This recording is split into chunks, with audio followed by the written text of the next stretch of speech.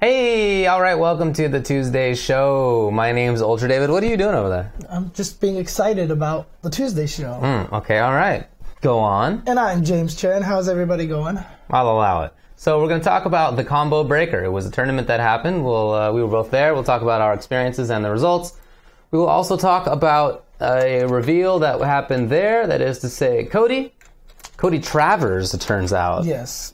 I never knew that. Apparently that was his name in Final Fight Streetwise. Okay. Yeah. Okay, there you go. He has the last name. We're going to talk about Street Fighter 30th Anniversary Edition impressions. It's out. Yes. So we played it a little bit, both of us. We're going to also talk about etc. and so forth. Yeah, exactly. Oh, man. So, let's start obviously with Combo Breaker. Yes. That's the big thing of the weekend. That was really, in terms of the FGC, one of the biggest things of the year. Yes. And, definitely right now at this point in time, in terms of size and scope, Combo Breaker is, there's EVO, right? There's EVO, sure. But then Combo Breaker and CEO right under there. And little by little, Combo Breaker is really growing to be just, we'll wait to see what happens with CEO this year, but Combo Breaker is really starting to become very impressive. Like, last year, we missed it. We were at Red Bull Kumite, and when I showed back up here this year again, I felt like the amount that it grew in those 2 years was amazing because we were it's the same venue. Yeah. 2 years ago when we went there, I remember there was a lot of space. Sure, you could walk around. Yeah.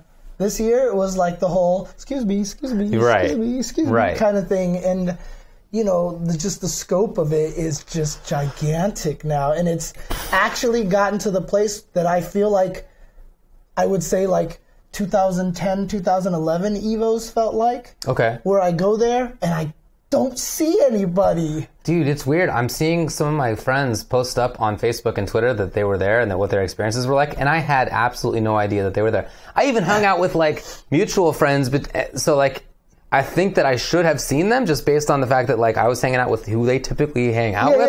But it was just so big that wasn't even the case. It was gigantic. I was chatting with Zansam a little bit after the fact, who's been working at the Chicago Major for a long, long time. And he said that there are something like 6,000 people who came through the doors. Dang, I undersold it, man. Oh, dude, me too. I thought it felt like it was a few thousand. I said it was like 2,000 to 3,000, like I was trying to tell some people, but now that's players, that's spectators. That's individual spectators too, so people who came in one day or the other. I'm not sure how exact that number is, but that's what his belief of the situation was. And he said it, I believe if I recall correctly, he said that it grew 30% over the previous year. That's what I definitely heard. And I don't know what the percentage was from last year to 2 years ago when we were there, because it's significantly bigger for sure. It is huge, huge event, and it's just. It has really just become something that you just should not miss. If you love fighting games, you owe it to yourself to go to Combo Breaker, to be honest with you. A lot of people are doing 24-hour venues now and everything, but Combo Breaker was the first one that did it, and they've been doing it. They're kind of the ones that popularized it, and it's still a really fantastic feature of theirs. They even had to expand to an extra ballroom in the actual Pheasant Run Resort area. Right. Where they had a lot of side streams, and that's where all their arcade machines and stuff was, It was, I don't know, the scope of it is so big now, and it's exciting and frightening at the same time. It's like one of those good problems to have. You like it, but, man, is it going to be one of those situations where it's going to outgrow its venue? Because it was packed in that ballroom. Yeah, that is a good question. I don't know. But in the meantime, for now, it's not just that it was a huge event, it's that everything was so good about it. Yes. And I mean that for everybody. I was even talking with some of my friends who were selling stuff there, right? And they were saying, oh man, they sold out of all the stuff. They didn't expect to sell out as much as they did. There were, all the vendors were happy. Not even just sort of sides that you usually think about as somebody who comes to tournaments. it was everything. It was even that. So, but of course, all the players that I talked with had a great time. Tournaments ran on time. Great. I think there were like a couple of things that ran a little bit late. So, but they adapted pretty quickly and ended up fixing it. Like that's that's about as good as you can hope for. Standard combo breaker. It's like as good as you can hope for, to be honest. So it was awesome on all those fronts. It was super cool that there was room for playing at all hours, 24-hour venue, obviously, but oftentimes events on finals day will take out most of or all of the casual sets areas and just have seats. Right. But that was there the entire time. People could get games in the entire time, and they were. People were like grinding through Dragon Ball. Everybody was. Nutacon on chat, so he's someone that's been in our stream for a very long time. Met him finally this weekend and everything, had lunch with him and everything. Yeah. But he said he barely watched top 8 because he was playing casuals for so long. There you go. And but what's interesting about it too is that Shoegazer Jimmy says Evo needs a 24-hour venue also.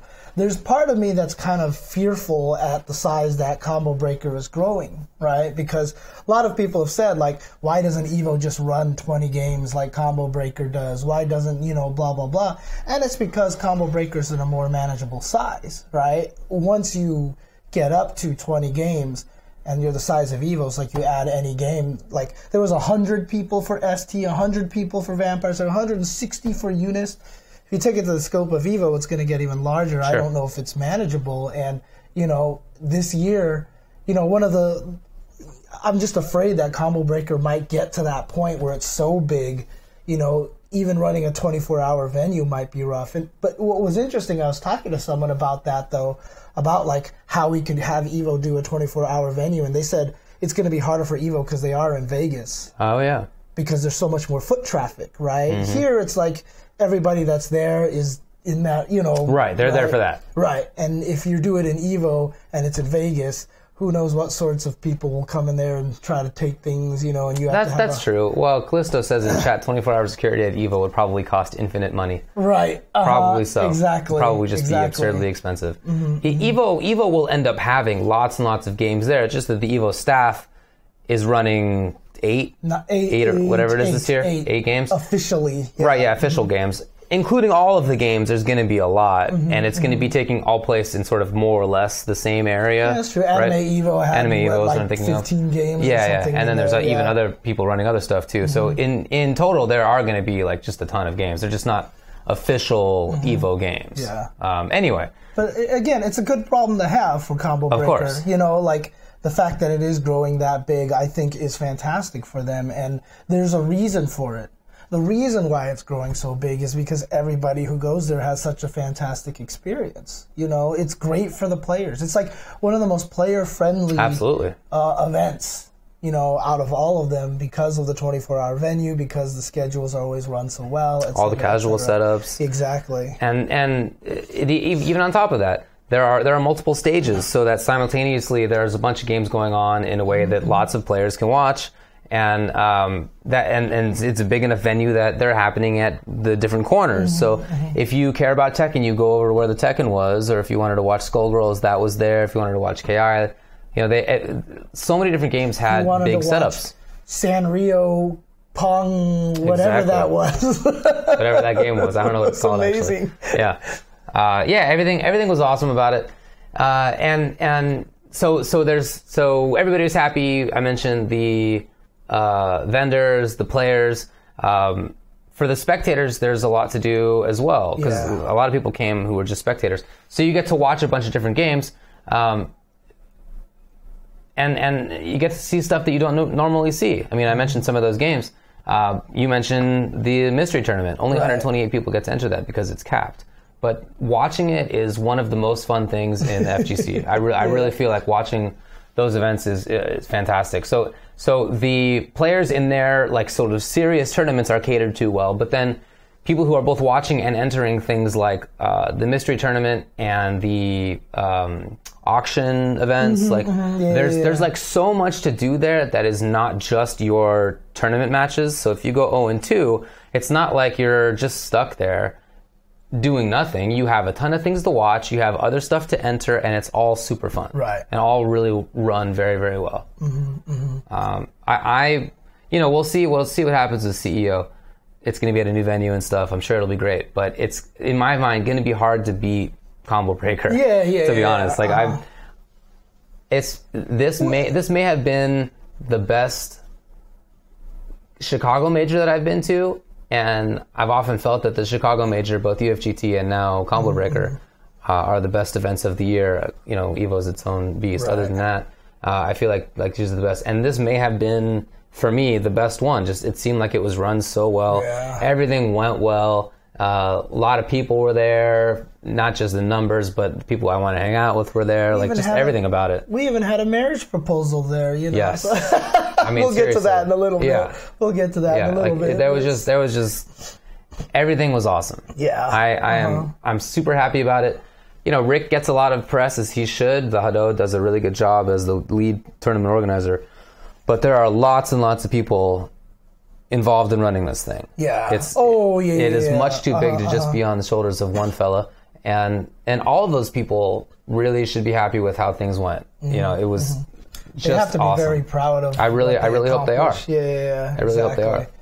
And I mean, again, if you want to make it to an event, this is definitely one of the main ones that you got to make it to. I feel like this is the one you got to make it to. Yeah, I mean, obviously, we're not wrestling fans. Okay, fair enough. Right. If you're a big NJPW kind of guy, you know, maybe that's a pretty big deal to be able to go. And in any case, we'll see what happens at CEO. I'm sure it'll be great. Yeah. I just, man, it was so good that it would be surprising to me. Right. Very pleasantly surprising, but surprising if anything else lives up to it this year.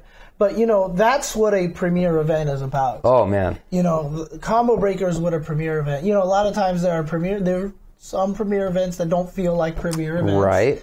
But this is an event that feels like it is the Capcom premier event, the Tekken Masters event, the IPS, you know, a location and stuff. Yeah. You know, this one feels like the one that you go to. And, you know, obviously the reputation has helped because everybody now is there. 687 people in Street Fighter, 770 something, 800 people in Dragon Ball. I mean, that is a lot of people playing these games, right? So, I mean, to be honest, actually though, some people did say CEO's registration numbers were slightly higher. That makes sense. I think typically it has more entrants. But, dude, Combo Breaker is just a fantastic. Yeah, it's outside of Chicago, Dev Nolish. It's about 40 minutes out of Chicago in St. Charles. I would say about 45 minutes west of O'Hare. So if you're coming from the city of Chicago, it's a little bit further. It is definitely in the boonies, but they had shuttle buses going to and fro, which was nice. I mean, I guess it ended up being that people had to pay a lot of money in some cases to get from the venue back to, well, I guess either way, you right? Had to like on refresh Lyft or a lot Twitter. Because Uber in the morning on Monday was like 250 something for a trip, but then some people got it down back to 50 and stuff. Like, and apparently if you just walked a little bit either way. Yeah. So, but in any case, that's not Combo Breaker's fault. They tried to make things work. You know, I'm not sure that they expected, if 6,000 is the real number, I'm not sure that they expected that. Right. So they did a really good job, I think, in trying to plan as best as they could. And, it was really funny because there was a Portillo's. It was like across the street, dude. I didn't have. It was like literally across the street. I had the Giordano's. I did not have the Portillo's. I did not know it was across the street. I should have. Well, I mean, it was quite across the street. There is like a maybe 15-minute walk. Okay. Because the hotel was so big, the resort was so big. There was the Culver's was there. Yeah, right? that was across the street. Yeah, okay. If you went the other way a little bit, then there was one of those. Okay. But yeah, we ordered Giordano's, and there's Lou Malnati's not too far away either if you got a car. So yeah, man. What's really funny is that I took a picture of myself on the plane. I'm like heading to Chicago, and you know, one of my best friends from junior high, who I haven't seen in 4 years. Last time I saw him was in Arizona. That's where he lives, and I went to his wedding. Okay. Like messaged me, and he was like, "Dude, I'm in Chicago this weekend too." I was like, "That's cool, but I'm actually going to be like 40 minutes out. I'm at the Pheasant Run Resort." And he's like, "We just drove by there." Like his wife's family lives in that area. Okay. So literally during one of my 2-hour breaks, they came over, picked me up. we drove to Giordano's. Oh. And like we met up and like we ate. Oh, how nice, and man. just hung out over there. And it was funny too because a lot of them had, so like his aunt and uncle, like well his aunt and uncle-in-law, I should say, were there and everything. And they were like asking about it and everything. And they were really fascinated because like, because they said Pheasant Run has been there forever, right? And they were like, "That's really great that they could still have events like this." And and it was actually really kind of cool. So it was really funny to talk to them about it and everything. So. That is really nice. I also have family in the area, so I got there. My parents and I flew out together Thursday, and then we had dinner with my great aunt, who's 96. Pretty cool. She's still pretty good up top, which is awesome. Mm-hmm. And then we had brunch the next day. My brothers ended up flying in. Once I actually went to the venue, I couldn't go hang out with them, but they all hung out with other cousins and stuff. And then on Monday morning, we all hung out again for more brunch. My great aunt, when I told her where it was in St. Charles, she was like, "Oh, that's where there's a big resort, right?" And I was like, "Yeah." And it turned out that they used to go to that resort in like the 40s and 50s. Dang! Maybe it was the 50s, actually, now that I think about it. And so my great aunt and her two kids, my cousins, I guess. My dad's age cousins. And she said that it was really cool for them because there was this pool there that I guess doesn't exist anymore. But there were only two places in the world that had an outdoor pool that could be used in frigid temperatures.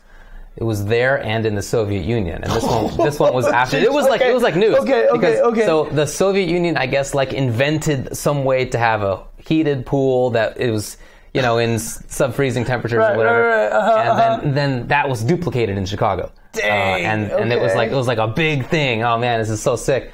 And she was describing the way that it worked, and she was like, it was basically like remember the tube in Willy Wonka that the fat kid gets sucked up in, right? She said it was like the kind of like that, but maybe in the reverse, where there was just this giant plastic tube that was constantly dumping in hot water, and Anyway, it was really cool. It was like so that place has been around for a long time, as you said, and it is really cool for I guess people in the area that it's still doing big. It was funny too because like they didn't know the scope of it. Unfortunately, I had some pictures on the phone, but like when we first walked into Giordano's, there was fighting game people everywhere over there. So like we just all walked in there, and everyone was like, "Oh hey James, oh hey James," and they're like, "Wow." But it was I don't know. It was just overall, it was just a really fun weekend. It was just a really really good time. I mean, outside of the fact that, one, I barely got any sleep. Oh, that's right. Largely due to the fact that I've had pretty much the worst back pain that I've ever had in my entire life, which is happening right now. It's not too terrible right now, but that's because I'm hopped up on Tylenol. Yeah, I know the life, buddy. I've been taking that I know. I was just like, man, I know David would sympathize. For sure. So sucks. I have literally just had the only way I could feel like there's no position I can lie down in where it's not in massive pain.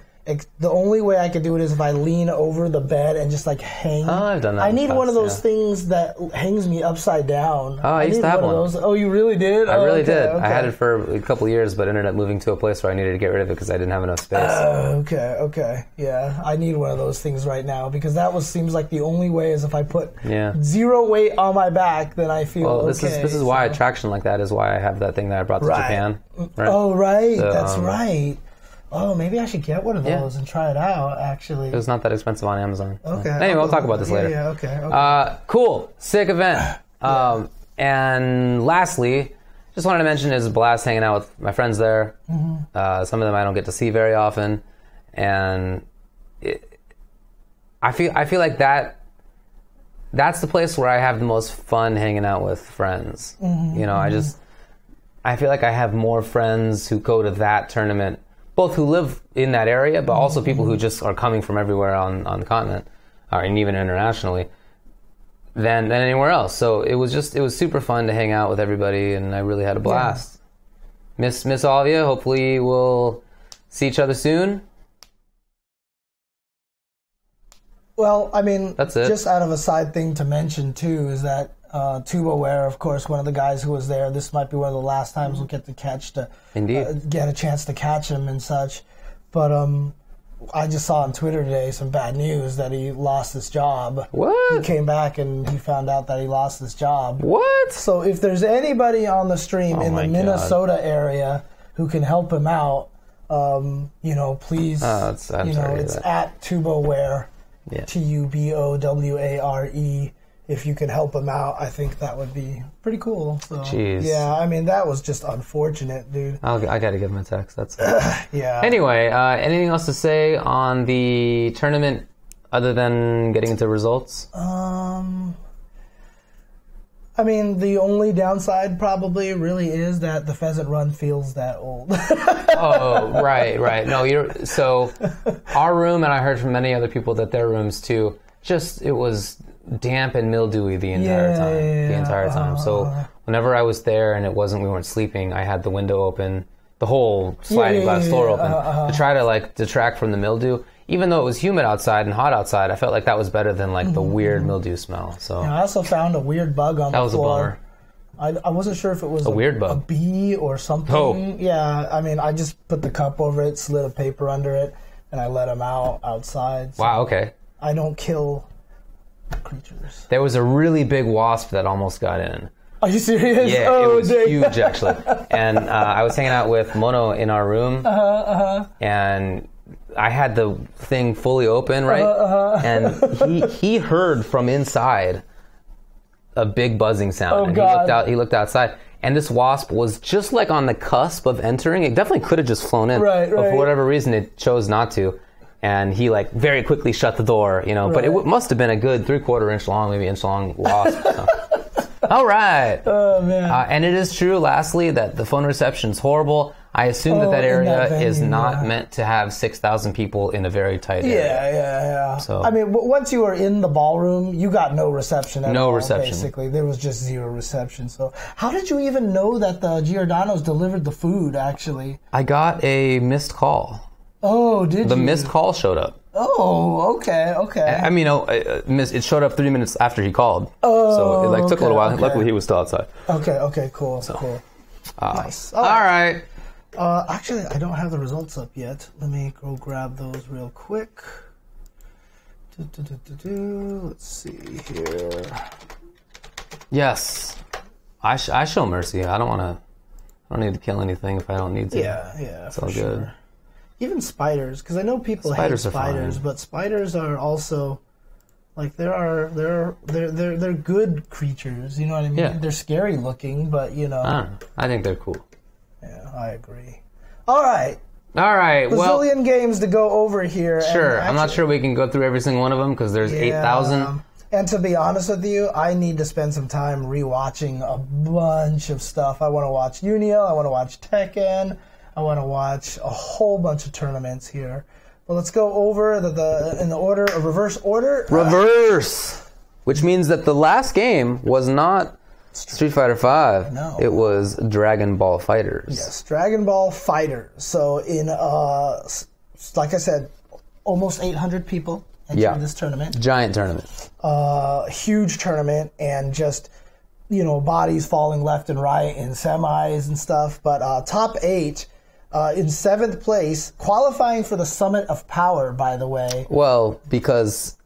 Well, we'll get to this, but yeah, you're right. He was the highest placing person. Not the reason. Or because he also won the playoff thing? Yeah. Mm-hmm. Oh, okay, yeah. So he tied with the other 7th place person, but they had a playoff, correct. Right? We'll get there. So CAG Fenrich with Cell, Bardock, and Vegeta. Also 7th place, Crescent Doza with the All Goku team. Yep, All Goku. Blue Goku, Black Goku, and regular Goku. Pretty cool. Yeah, Goku. Good job to him. I mean, that's cool because it kind of shows that, the tiers can still be defied in Dragon Ball. A little bit. 5th place was also GGP Kazunoko with Kid Buu, Adult Gohan, and Yamcha, just because he likes the Yamcha assist. 5th also was NRG Hook Gang God with Cell, Piccolo, Vegeta. 4th place, EG NY Chris G with Bardock, Trunks, Vegeta. 3rd place, CAG Dogura, Kid Buu, Cell, Vegeta. 2nd place, for the first time in his life, not being in first place, Cyclops Gaming Go Ichi with Bardock, Cell, Vegeta. And first place, Echo Fox, Sonic Fox with Cell, Kid Buu, and Gotenks. Mm-hmm. Yeah. He stepped it up, man. Yes. He definitely stepped it up. Stepped it up. It was interesting because Goichi sent Goichi to losers. Yes. But then Goichi came back and won the first set against Sonic Fox. Right. And won it pretty convincingly. And it almost kind of felt like things were going to, revert back to what we knew. But then in the second set, Sonic Fox really, really turned it on. No, actually, the first set was really close. It was 3-1. Oh, it was 3-1. Goichi. Okay. But then the last set, I think Sonic Fox just won 3-0. Correct. And took it. And and then of course Vexany just got that great photo, dude. Yeah, you had that on earlier, right? Mm-hmm, oh man, that photo is actually ridiculous. That was the winner's bracket photo too. Okay. I think that was the winner's bracket. Set. Yeah. That photo is such a perfect encapsulation of that moment because I don't know if you can put it back on there. Here I can. Go cool, awesome. The break screen. Yeah, excellent. Just look at this. There's Sonic Fox right in the middle, framed magnificently, and he's like ascending right there. The lights, look at the lights, right? Dude. Yeah, he's like just ascending in that picture, and Goichi is still stuck down there on the bottom. Like he's Sonic Fox is now above Goichi. It's like such a strong encapsulation of that moment, and so exciting. Everybody in the crowd, almost everybody in the crowd went wild. Can I? Oh, I can't. You can't zoom into yourself. I can't zoom into myself. Yeah, you can see. I can actually see James to the left of the combo breaker sign. Yeah, not looking all that stoked. Yeah, I'm just like chilling there. I'm like, that's hilarious. But yeah, everybody else in that picture more or less was way into it. This.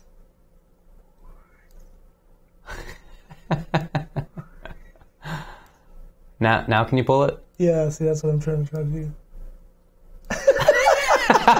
Look at this guy. Well, how very interesting. Yeah, I know, yeah. Not all that excited here. That's very funny. So, but for everybody else, it was a sick moment. So, anyway, no, it really is big. Goichi's been so dominant. What's interesting to me is that, if I recall correctly, it's now the case that Sonic Fox and Goichi have only lost in major tournaments to each other and their biggest training partners. Oh, you're right. And Sonic Fox lost once to Chris G and ended up winning, although I think that was the very first weekend that the game was out, if I recall correctly. So after that, it's only been to each other and their biggest training partners. That's crazy. I know, right? That's crazy. For as big a game as it is, almost 800 people entered this. You've only lost to 2 people? I actually had a chance to I'm talking about Goichi losing to Dogra and Sonic Fox to the Kill Sage. Yeah. That's it. I actually was talking to Sonic Fox afterwards, and he was just like excited about it. And he's just like, it's cool because they keep pushing each other and pushing each other. I thought it was funny too because apparently Apology Man asked Sonic Fox, how are you so good at all these games? And Sonic Fox says, you have to be gay. Yeah. Right? And then I asked Sonic Fox later on, I was like, how are you so good at these games? He's like, I don't know, I would just practice a lot. Okay. So I don't know what he's trying to tell Apology Serious Man. Answer. Yeah, right, yeah. I don't know what he's trying to tell Apology Man, okay? So, so... Very cool to see. I mean, it basically seems like the 3 best are Fox, Goichi, and Dogra. But then Chris G seems like he's pretty consistently up in there as well. Sonic Fox, he was in top 8 on winner's side, right? Yes, top 8. Oh, yeah, he was top 8. But so was Chris G as well. That's what I meant. Chris G and Sonic Fox both came in there. So Chris G is, somehow he's always one of the strongest in this, and people just don't seem to mention him as much. It's just that there are those 2. Yeah. But then after those 2, and I guess probably Dogra after that, then Chris is in the small group of people just after that, including Hookah and God. Very cool to see Kazunoko with the Yamcha, obviously largely using it for the assist, but actually that character has such damage output by itself. Even without sparking, that I think that kind of makes more sense as an anchor than some other characters. It's interesting to me because I really don't think Yamcha's that strong, but I'll go check back. I want to go back. He's not that strong. No, you're right. But if he finds a hit and he has 4 bars, he can combo level 1 to level 3. So he actually can deal more damage than most characters in situations like that. But not great at finding the hit in the first place. You're right. But, I mean, look at this. 9th place was Pono Smoke, to Kill Sage, Fenrich. Oh, wait, why is he there twice? No, that's not him. That was somebody else. Wrong. Breaker Dave was there. 13th place, Reynold, Apology Man, Leffen, Timo. I mean, some of the players that we haven't even named in here are, like, for example, like Nakio. Yeah, Nakio. In the top 16. Who else do we have? So Super Noon was the person who's there. 9th, that should be Cloud 805. Oh, Cloud 805. So Moke, to Kill Sage, Cloud 805, Breaker Dave. We're 9th, 13th, Reynold, Apology Man, Leffen, Timo. 17th, Theo, Super Noon, Beyond Toxin, Peppery Splash, Nakio, Grover, Iconic, Fruit Punch. A few of those guys have won majors, and they've gotten top 8 at almost everything that they've been to. So extremely strong. And then you can go down a little bit further, and you see folks in 25th like Aliyun. Oh, yeah. Okay. You see Tachikawa in there, Foxy Grandpa's in there, Lost Soul. I mean, there are a ton of strong players who entered this thing. Yohozi got 33rd. It's just super packed. Yep. Galileo got 33rd. Punk was in 33rd. Punk, yeah. There you go. Yeah, so it's kind of scary. A lot of people playing that. But again, one of the cool things about it was when they did the stats. Remember last week when we were talking about the entry numbers and Curly W was talking to us about percentages, like only 15% of the players in Dragon Ball only entered Dragon Ball. Again, to me, that's super awesome because that just means everybody's playing the game from every scene, and that's super cool. I mean, Foxy Grandpa, Beyond Toxin, all the guys from the NRS community and everything like that. I think that's really awesome. That's great. It's like the game that's brought everybody together, you know. So, okay. Alrighty, Street Fighter V. Oh yeah, actually. Oh, should mention that there was the Summit of Power qualifier. The filler episode. Yeah. I thought I was being original when I said that while we were hanging out. You weren't there, but I said that to Tubaware, who can vouch for me. Right. All right. But then it turned out that like everybody made the joke simultaneously. Yeah. Someone in the front of the stage even had a whiteboard that had filler written on it and stuff. Everybody like made the joke. So, yeah. So both Doza and Fenrich got 7th place, and the highest non-already qualified person was going to make it into the Summit of Power, but since they were both in 7th, they had a playoff. So. Yeah, and Fenrich ended up taking that. For Doza, I still think it's really cool. He has been playing, obviously, it's not just starting with Dragon Ball, but this is probably the most success that he's had, and extremely strong in doing so to get 7th place in a tournament like this.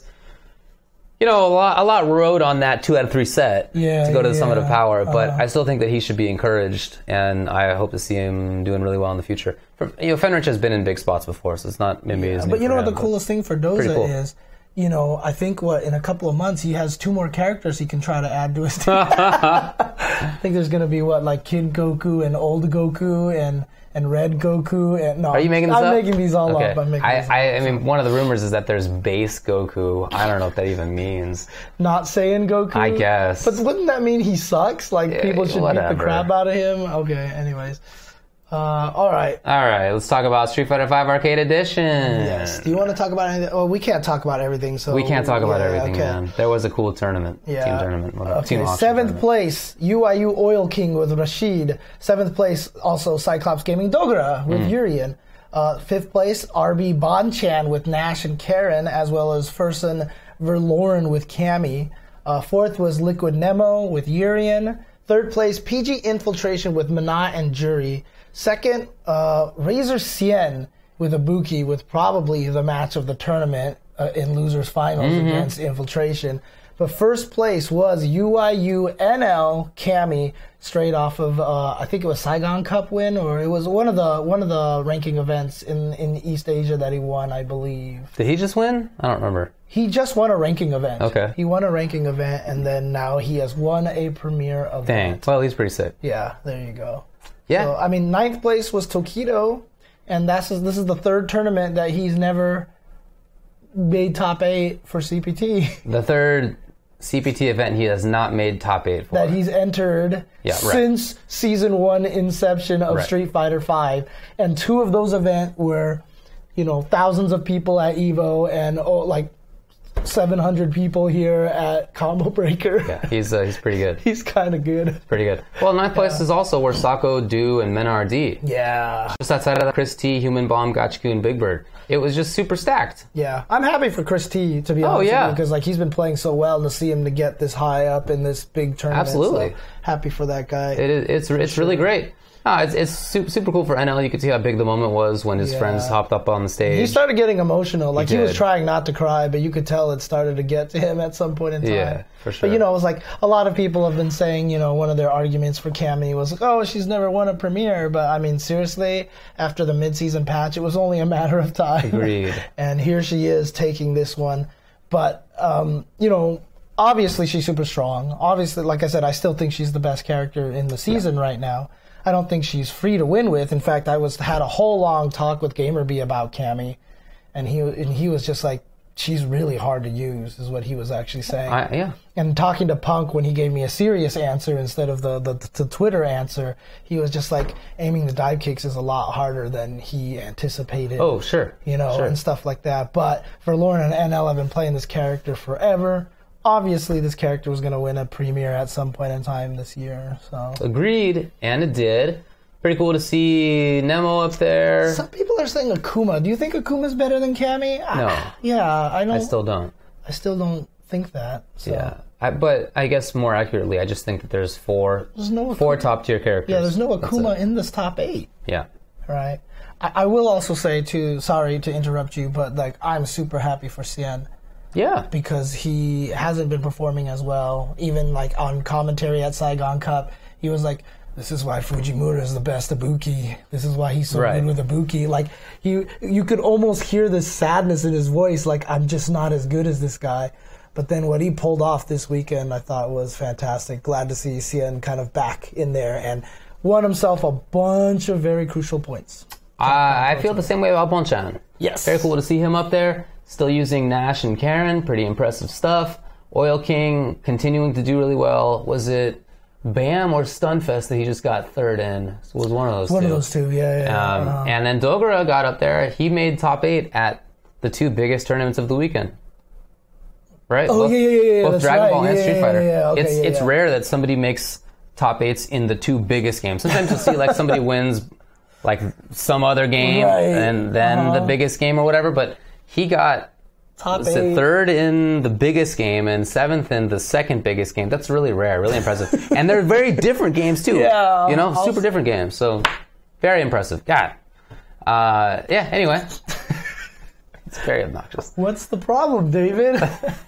All right, but good stuff gotta there. get used to it. Good games to them, to everybody who played there. Tekken 7, obviously a Masters event. Did I scroll too far? No, you're right. Oh yeah, there was a reveal, but we'll talk about that dude later. Yeah, we'll talk about that. That's one of the topics up at the top. So it's one of the topics that we have up there. Yeah, in my view, and I think it's become just about everybody's view too. I think we've all arrived at the same conclusion. Cammy, Minot, Akuma, and Guile are the 4 best. And I don't know that I would say that Akuma is the best or Cammy the best. I think it's those 4, and it's just like one of them. I don't know. Honestly, I do think Minot is top 4. I think she's probably the weakest of the 4. That sounds right, yeah. Because I still believe people don't know how to fight her that well. I'll see Minot do jump roundhouse and people don't take advantage of that because she doesn't have her orb. It takes a long time for her to get back from that. You're right. And then people don't jump at her enough.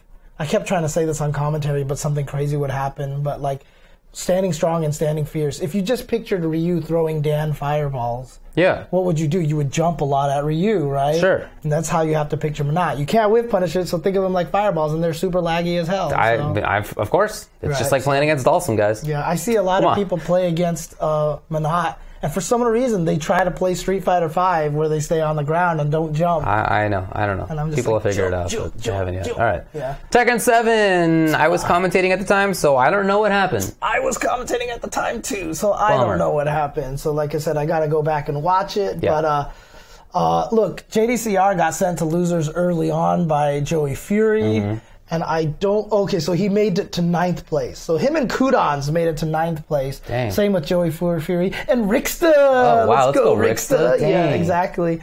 Good job to Rixta. But 7th place was VS Trungy with Geese and RB Anakin with Jack 7. 5th place, Rox Dragon Chanel with Elisa and Eliza. It's funny, I was talking to Shunao, and like people will come up and like want to buy a charm and they like don't specify. Yeah. Like for Elisa and Eliza, like it sounds the same, and then there's like 3 Leos and there's like 2 Mai's and stuff. Yeah. It's actually kind of funny.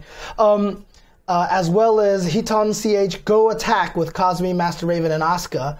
4th place was Echo Fox Saint. 3rd place, First Son Lohai with Shaheen and Jack 7. 2nd place, UIU John Ding with Eddie and Lucky Chloe. Sick. And 1st place, Rox Dragon Knee with Paul and Jin. Knee, he's JDCR this year. Okay. He won final round. He won the Tekken tournament in Korea, the big premier one. Right. And then he won... Wait, did he win that one or did he win Battle Arena Melbourne? Whatever the case is, he's been winning everything. Yeah. Nia's been winning everything that he's entered, and he is looking unstoppable right now. So, Awesome.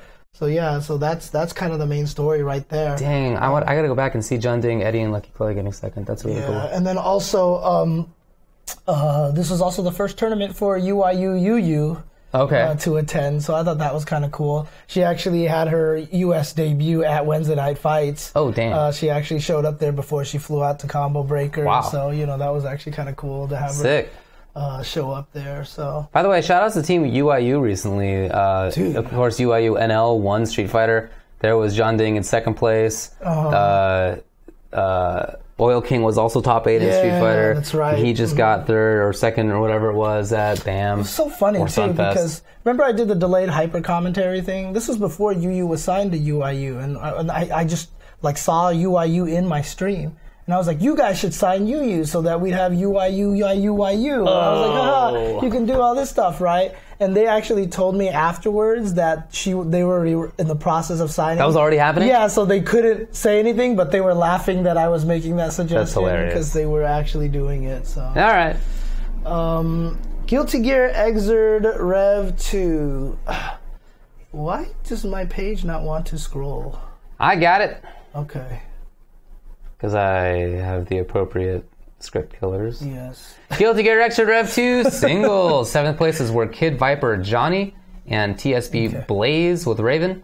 5th were 1-Up Peppery Splash with Johnny and Bjorn Son of Bear with Chip. 4th was GGP Kazunoko Raven. Wow, he got 4th place. Dang, guess who got above him? 3rd place was Hamad with Kai. 2nd place was Teresa with Jam, and winner was Daru Ino. That's right. And, dude, when Teresa knocked Daru Ino into losers and winners finals, this is an emotional guy here. Yeah. He popped off, and it was just like one of the greatest things that I'd ever seen. It was a good pop-off. And, it was just really unfortunate because Daru came back, and I think he won. Was it the first set that this happened or the second set? I can't remember. But Teresa's controller broke.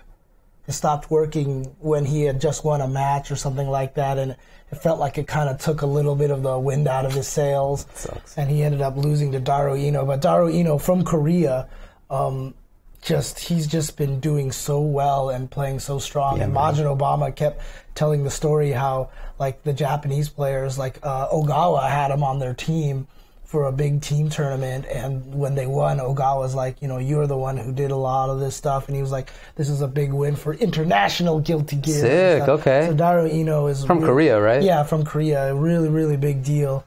But I mean, shout outs to Hamad, shout outs to Bjorn, Peppery Splash, and all those guys for doing really well here, getting top 8 in this tournament. I'm really happy for all those folks. Yeah, but Teresa, I mean, like you could see it when he was losing. When he started losing, like between every game, it was just like, like man, that guy was so emotional. It's hard not to root for that guy when you're watching him play. He also won the auction tournament. I feel like it's pretty rare that somebody wins the auction tournament who also got grand finals in that same game. Yeah, is that true? I mean, it depends on if they can get their character. He got his character, so... Okay, yeah, that's true. Because probably not a lot of people bet on Jam. Yeah. In fact, I bet you the people who were auctioning on Jam were just there trying specifically to stop him from getting Jam, you know?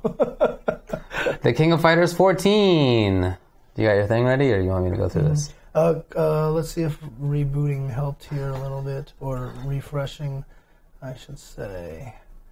God, there's so many games and so many schedules and streams and stuff. King of Fighters 14, 7th place. Juicebox was here? Oh, sick. I didn't see him the whole time. Yeah, I know. I didn't see Juicebox at all. There. I have no idea what's going on there. Juicebox with Andy, Ryo, and Leona. And Decimo with Shune, Kukri, and Geese. Okay. 5th place was Reynold with Najd. Nice. Sick, okay. Naj, okay. I heard she's super good. I've heard that too. Benny Maru and Zarina. And 5th place was TXE El Rosa with Dinosaur, Kula Verse, Naj Leona Verse, and Kula Leona Verse. Jeez. 4th place was TXE GSGG Violent Kane with Robert Iori-kyo and Kei Iori-kyo. 3rd place Tamago with Blue Mary, Benny Maru Iori, Benny Maru Iori Kim.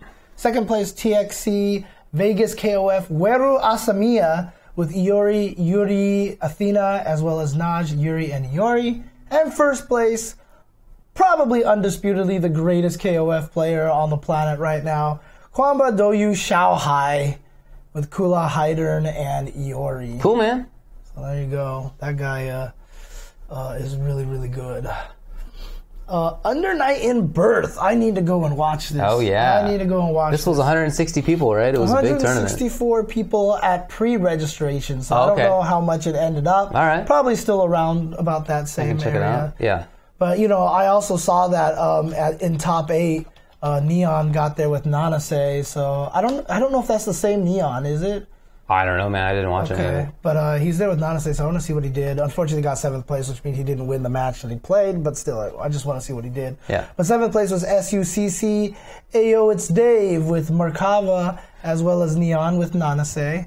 5th place was RT Royal Heart V2 with Hilda, and PFGC Magnets with Eltnum.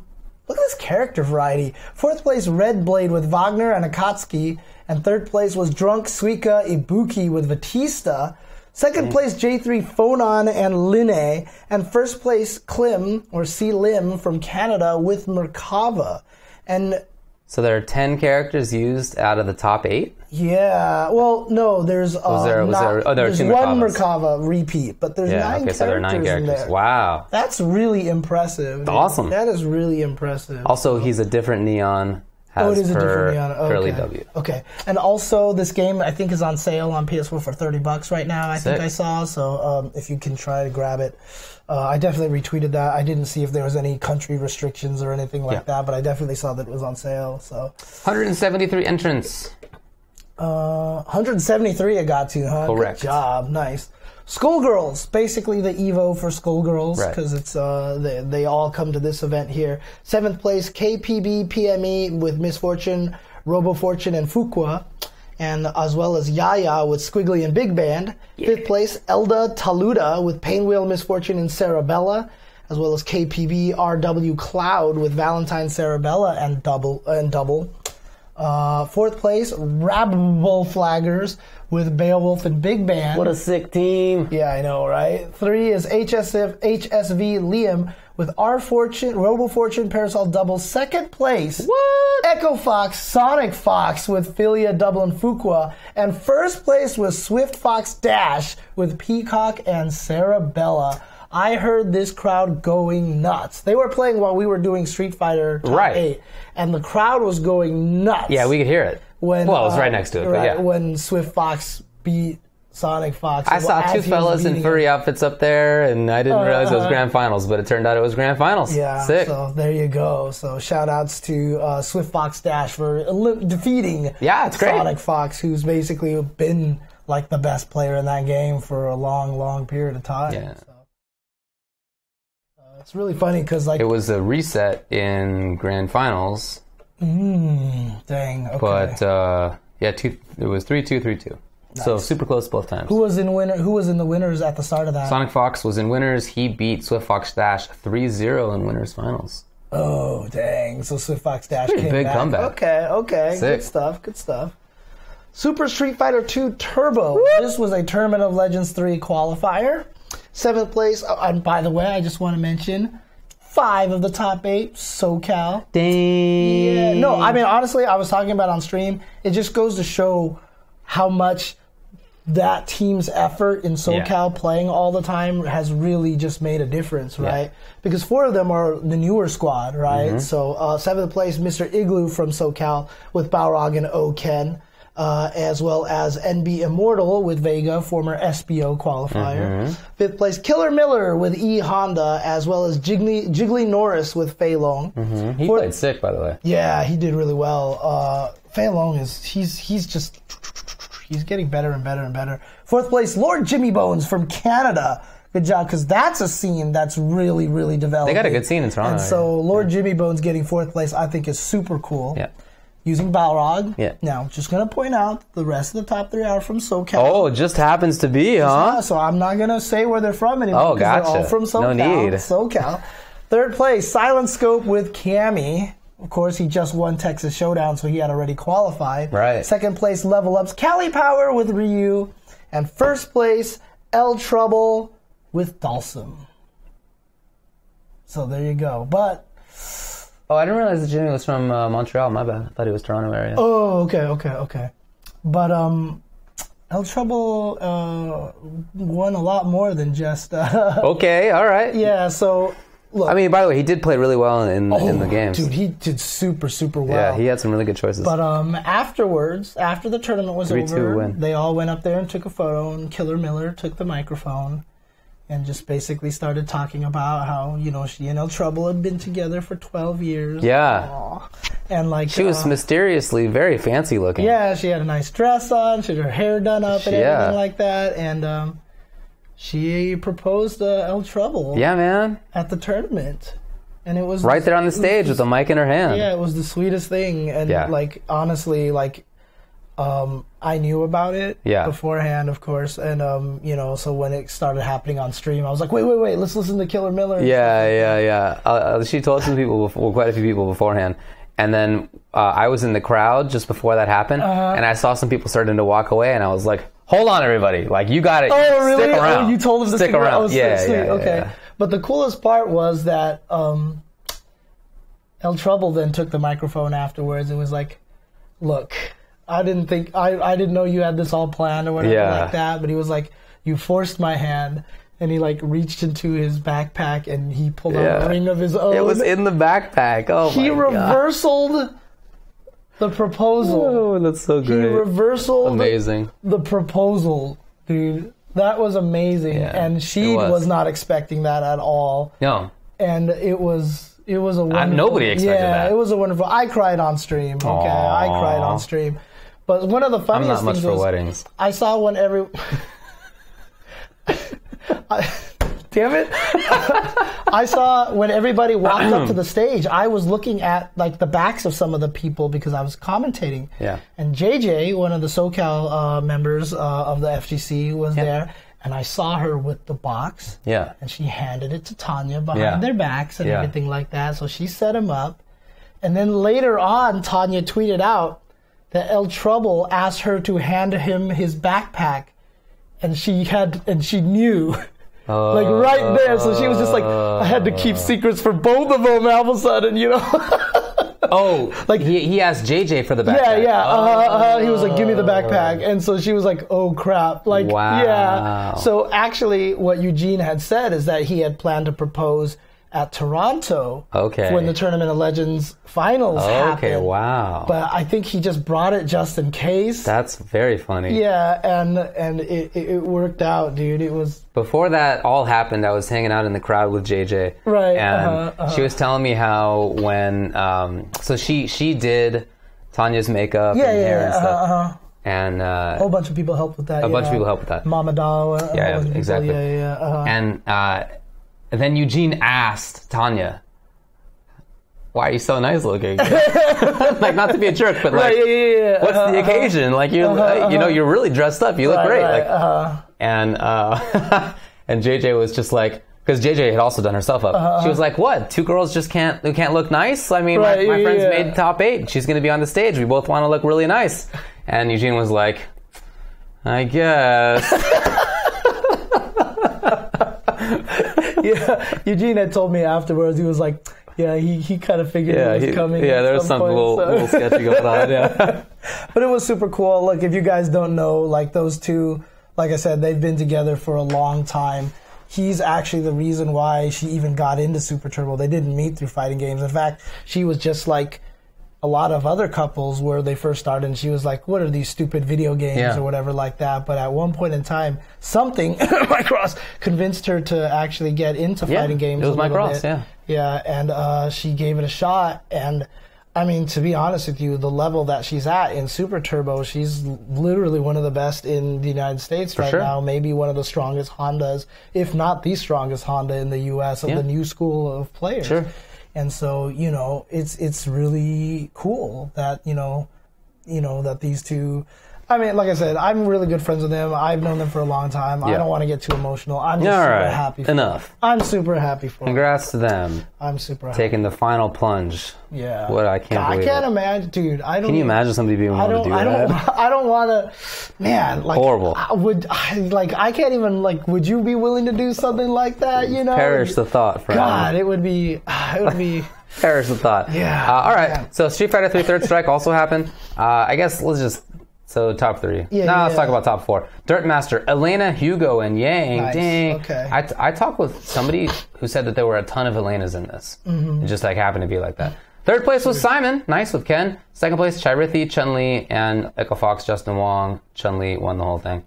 VSAV. Yeah, I actually got to do commentary for this, which was cool. Is there any interesting? What's going on? I kept calling everything by the wrong name, which was really funny, because me and my friends all had our own nicknames when we were playing the game. Okay. And so, like, I kept calling, like, Sasquatch's little ice thing, the Ice Castle. And right. Is that what it is? They're like, it's Ice Palace or Ice something or other or something. And I was like, whatever. It doesn't really matter. So, but 7th place, Xanoz. Good job to her with Owl Bath.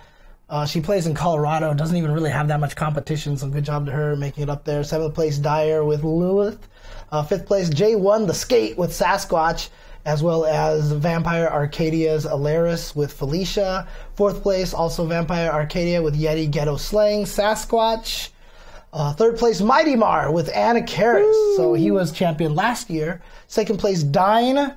Oh, by the way. Where? From SoCal. From where? From SoCal with Jeddah. And 1st place, from where? SoCal, also top 8 in ST, with Mr. Igloo with Sasquatch. So obviously Sasquatch, best character in the game. 3 Sasquatches in top 8. Is he the best character? He seems really dumb. Him, Lord Raptor, and like QB are pretty much the top right there. So those are the 3, like, just ridiculous. He just seems like it's so uninteresting. Right. Actually, other people pronounce it Anacharis. Yeah, I've always called it yeah. Anacharis. I've always heard both. Yeah, so I don't know what the real thing is. Hey, Tubo, James just told me what happened. My bad. That sucks. I'm really sorry to hear it. Yeah. I'll talk with you later, though. Yeah.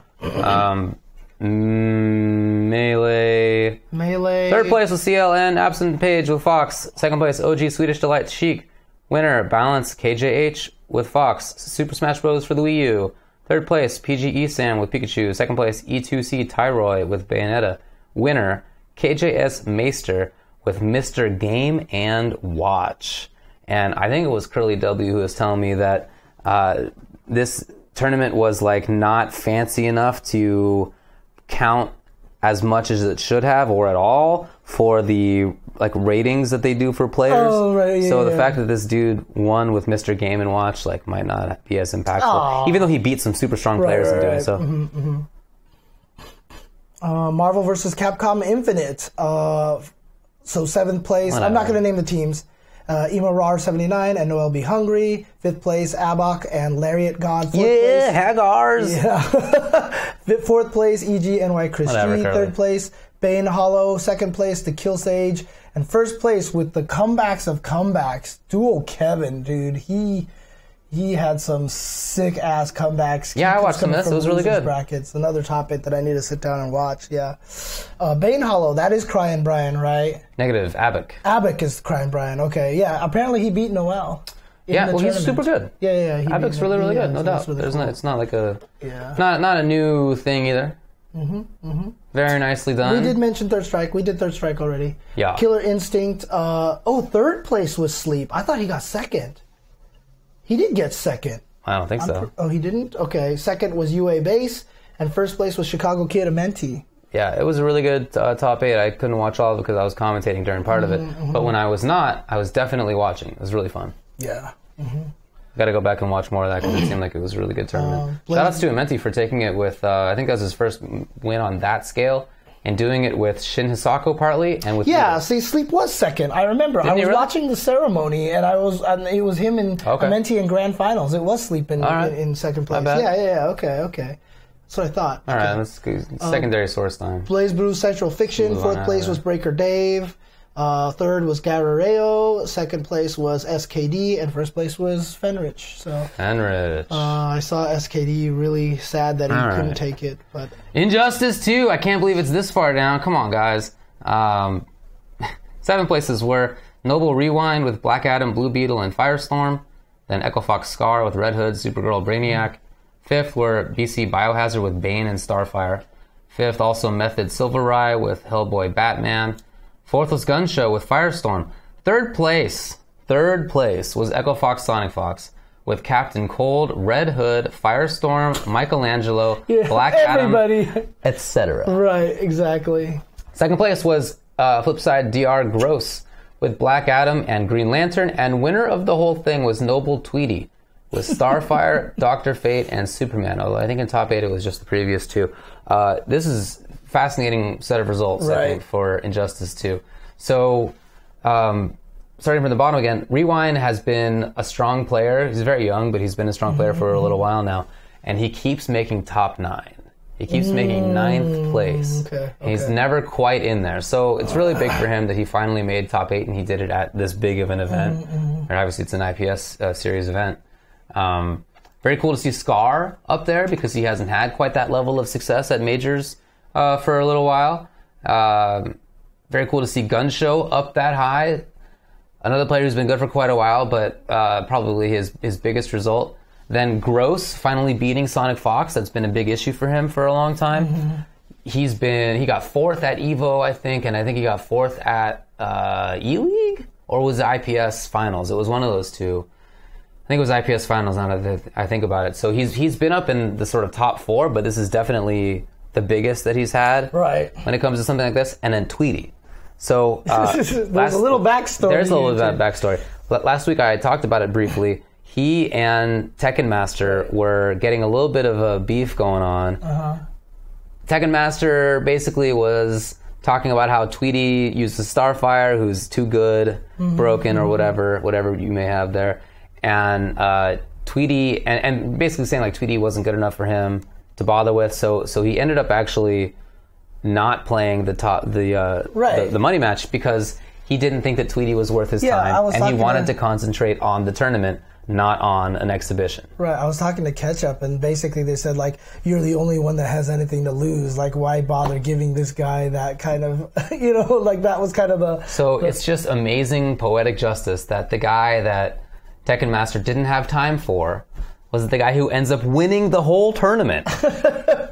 I mean, that's amazing. It's amazing. Again, Tweety is a guy who's been good for a while, but this is by far the biggest. I mean, I don't think that he had won a smaller event either, as far as I know. I think this is like by far the biggest win for him. Yeah, so Tekken Master super ended awesome. up in 13th place. Right, so.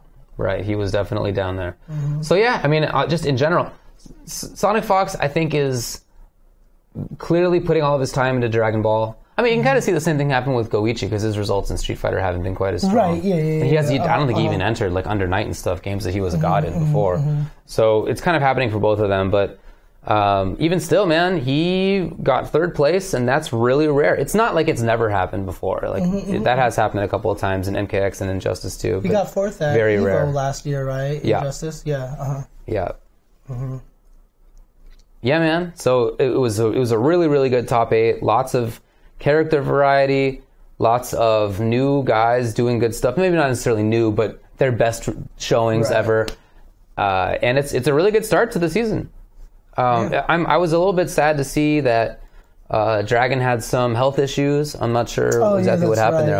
Hopefully things are all right. But yeah, other than that, awesome tournament. Had a blast watching it. Then you got Mortal Kombat XL, right? It's cool that they ran this here and had both NRS games, both current ones, both franchises being played. All 3. So. Yeah, both franchises, yeah. Yeah. Fourth place was Master Tekken Master with Imposter Shinnok and Swarm Queen Devora. Third place, Noble Rewind with like 17,000 characters. Yeah, cool. Second place was Echo Fox Scar with Smoke Triborg, Demolition Sonya Blade. And first was Killer Zynox with Crystalline Tremor. Cool. Shinnok? Is that how you pronounce it? Okay. Gotcha. Foxy Grandpa sitting down there in 7th place. So. Yeah, man. Very cool. I didn't get to watch any of that because I was commentating something else, but I'm definitely going to go back and watch. However, I did watch all of Mortal Kombat 9. Okay. I made sure that I would be free to watch that. I was so stoked that this game was going to be played. I know it's pretty different than 10 and than XL. It is very different. Did you? I mean, when you watched it, was it just like waves of awesome nostalgia kind of thing? Yeah, it was awesome. Okay. I re-downloaded it on Steam a little while ago, and I've been kind of playing in training mode and stuff, reacquainting myself. But very, very fun to actually watch it. I watched as much of that tournament as I could. So 7th places were JWE Comp Bros with Sonya and CLN Dab with Cyrax. 5th were MKK Biggs with Katana and Sonya. And GGA Sunk with Cabal. 4th was GGA Dizzy with Johnny Cage. 3rd was GGA Waffles with Smoke. 2nd place, Echo Fox Sonic Fox with Sonya and Melina. And then winner of the whole thing was Kerbalicious with Cabal, Johnny, and Sonya. Yeah, well, good stuff to Sonic Fox, dude. 3rd place, 2nd place, 2nd place, 1st place. Right, like you think, yeah, for sure. You think of him as if he gets 2nd place in MK and 3rd in Injustice and 2nd place in Skullgirls, that's like, Like, what a terrible weekend for Sonic Fox. But still, it actually is pretty impressive. And he won the one that he wanted, so... He won the one that he wanted. Really, really nice for Kerbalicious. Towards the end of MK9's life, he started doing well. Mm-hmm. And then, I haven't heard that much from him since then. But apparently, he still plays the game, and he looked really, really good doing it. Okay. You can see a bunch of GGA guys in there. The Chicago area players were all really good at the game, some of the best in the world. Very, very fun to watch. The only thing that I was a little bit bummed about was that Perfect Legend didn't enter the tournament, and then Tom Brady actually meant to enter the tournament, and his flight got canceled. Oh no! His flight the previous day got canceled. I think it was like delayed and then canceled, and they ended up... It was one of those things. Yeah, and he was only able to go for a day, so his plan, since it was only a one-day tournament, his plan was to fly out like at the end of the next day. So he would, if he had taken a flight in the morning of Friday, he would have missed his pool anyway. Right. And in any case, he would have had to leave like that day anyway. Do you know what airline he was on? I don't. Okay. Yeah, I don't know. But yeah, that was a big bummer.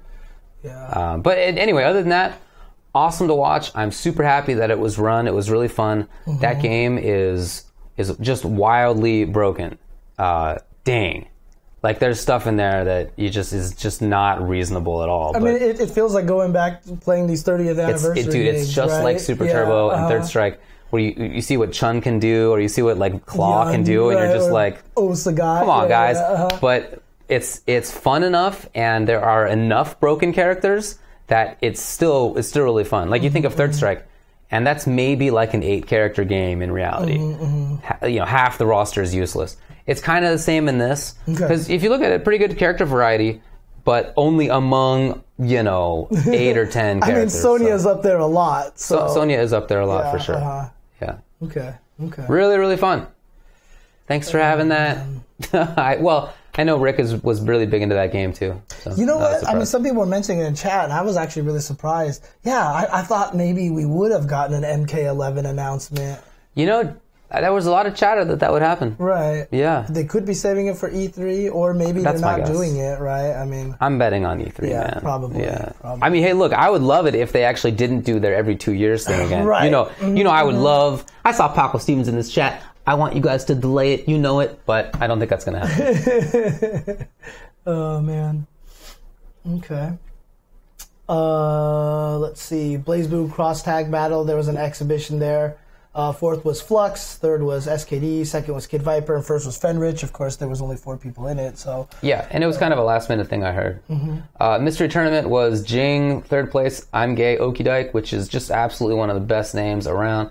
Second was Jinsan, and winner is CSB, Let's Get Acid. You know who went... You know what happened to the 2017 Combo Breaker Mystery Tournament champion? 0-2. You went 0-2!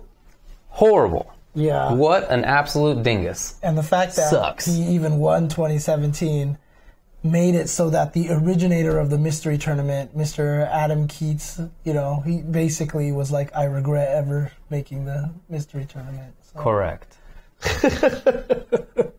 Oh, man.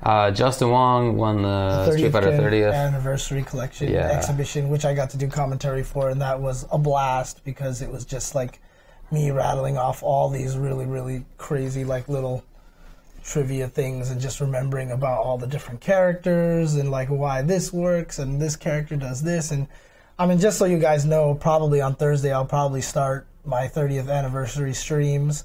I'm not going to do like this is how you play the game and systems. I just want to talk about like significant things about the game's changes, how it affected the game, etc., etc. I think that sounds more cool. of an info dump, and then I'll probably do how to play the games later on for like the 4 main ones, because honestly, there's no reason for you to go and play against each other in like.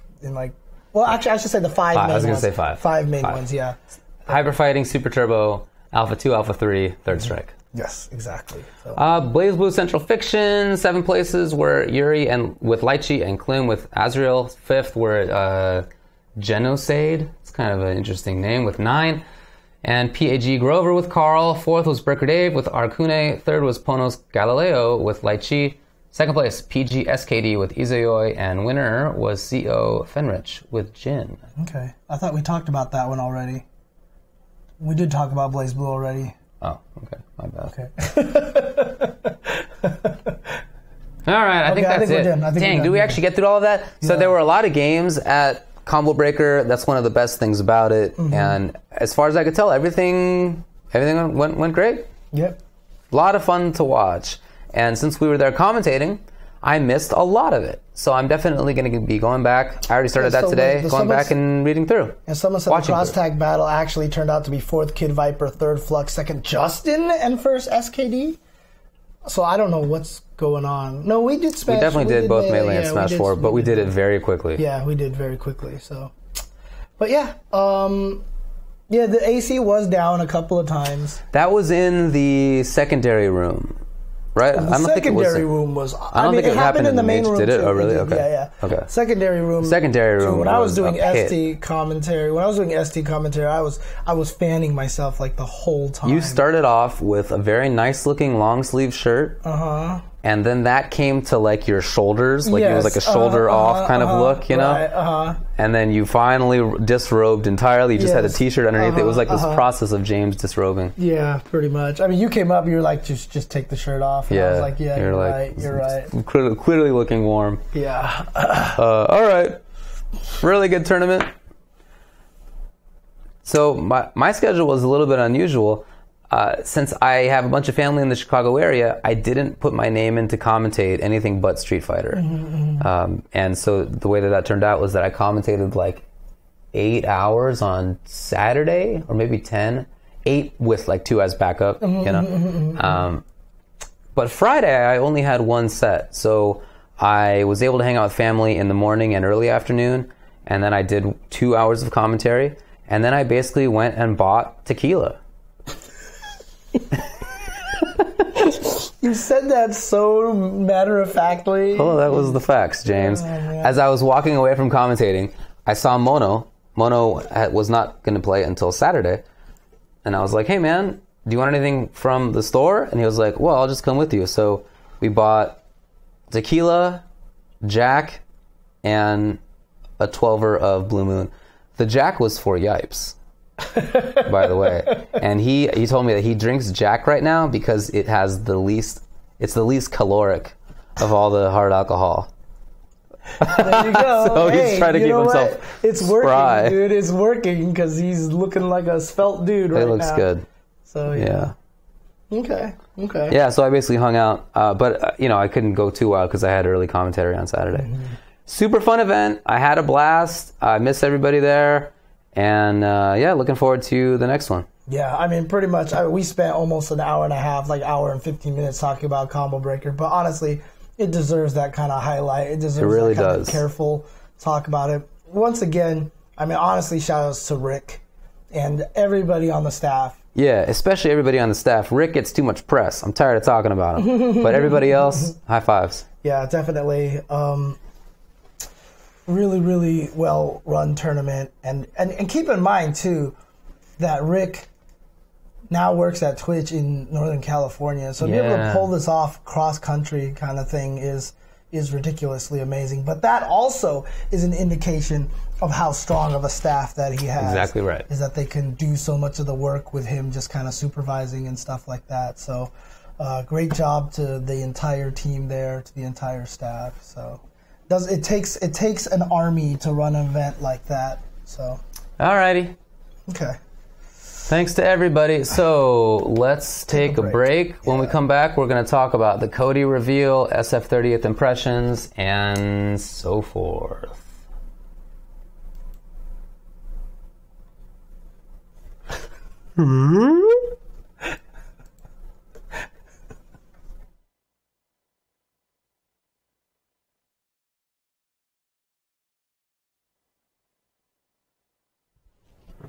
Man, if you think I was conceived 20 years ago, you are sorely mistaken. Wow. Man, when people watch this on YouTube, they're going to have no idea why we're even talking about that.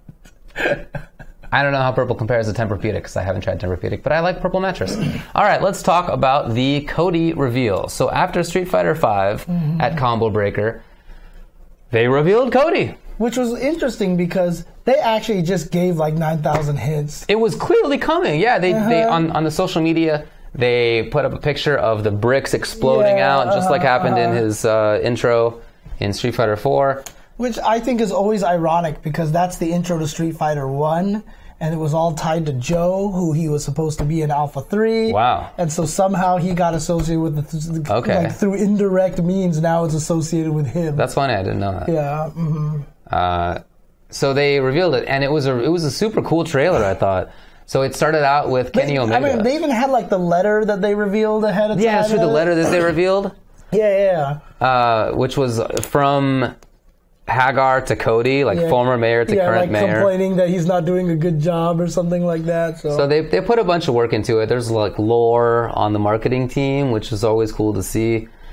And then in the actual reveal, it started out with that trailer that has Kenny Omega acting as Mayor Cody Travers, which was awesome. And then it turned out that it was a shot-by-shot remake of the Final Fight intro. I knew. You knew it? Okay. As soon as I saw it, I was like, oh, sick. And actually, you know what? They actually said that the person talking to him on the phone was actually Xavier Woods. Oh, really? Yeah, the person on the other side of the phone that was talking like, turn on your TV. That was Xavier Woods actually doing that. So that's like one of those unnecessarily extra things. Right, but exactly. I love it. But that's awesome, dude. That's amazing. There you go. Yeah. That's so cool. So it wasn't just the trailer that had all these other trappings, and I really hope that continues moving forward. I really like that stuff. Yeah. And it really increased the hype for it, too. Look, I'm not going to front. Cody still has some wonky-looking animations. Yeah. He still has some Season 3 problems, but he looked so much better than Falk did. Oh, God. It's so much better than Falk and Sakura. And look, let's just face it. The model is... The model is well done. The model itself looks really good. Yeah, I agree. Yeah. And look, I'm just going to put it out there right now. Because look, Season 1 was just a joke with the whole Mika and Laura thing, right? What? Just the tits hanging out and like male gaze and all that stuff that. Now they have like an Ed costume with a clear bulge, and now they're just like, okay, Cody is just going to be ridiculously hot And like I love it. Like they put like the female gaze on Cody, and I think that's fantastic. Frankly, it started with evil, like with Hot Ryu, as people mentioned, but like I just think that it's really cool that they're just doing that now. You don't think it's still the male gaze, just a different male? Could be. I mean, absolutely. So, I don't know, James. You know. I think it's awesome. Yeah, no, I think he looks great, and I really like the alternate costumes too. I think those are all really, really good. Yeah, exactly. So very cool. So, other than how he looks, some of the gameplay I think looks interesting. For example, I didn't realize this, but I guess his V skill is his final fight, like kicky kick, which I think is such a cool idea. Because when I first saw that animation, I was like, that's pretty dumb. But then I saw a GIF of the original thing, and it looks just like it. It's like choppy in kind of the same way. Yeah, it's exactly the same way. So that's cool. It's not like an accidental crappy choppiness. It's very much intentional to look like the old one. So that is cool. Yeah. But what's cool about it, so in Final Fight, that was the get off me move. Like, I'm getting surrounded, so you hit the button. It's the escape move that made you sacrifice life. Gotcha. Right? So they put it in the game as his V skill, and sure enough, he white damages himself when he does the V skill. Does he? Yeah, I missed that. That's what it says in the post. Like, he actually gives himself white damage to do that move, and so it has invincibility. Oh, wow. So it's kind of like Maki was in CVS 2. Because that was her escape move in Final Fight 2. Right. And so I just thought that was, I didn't think of that, and I was like, that's actually really cool. That is really cool. They put that in there as his V skill. So I like what they actually did with the character. You know, like I said, the animations are a little wonky, but I like a lot of the ideas of it. And they hid the rocks in V-Trigger 2 and stuff like that. The V-Trigger 2 setup where he throws a rock up, and it's like the missile that comes down. It's like Sector missile. And he has a fireball, which...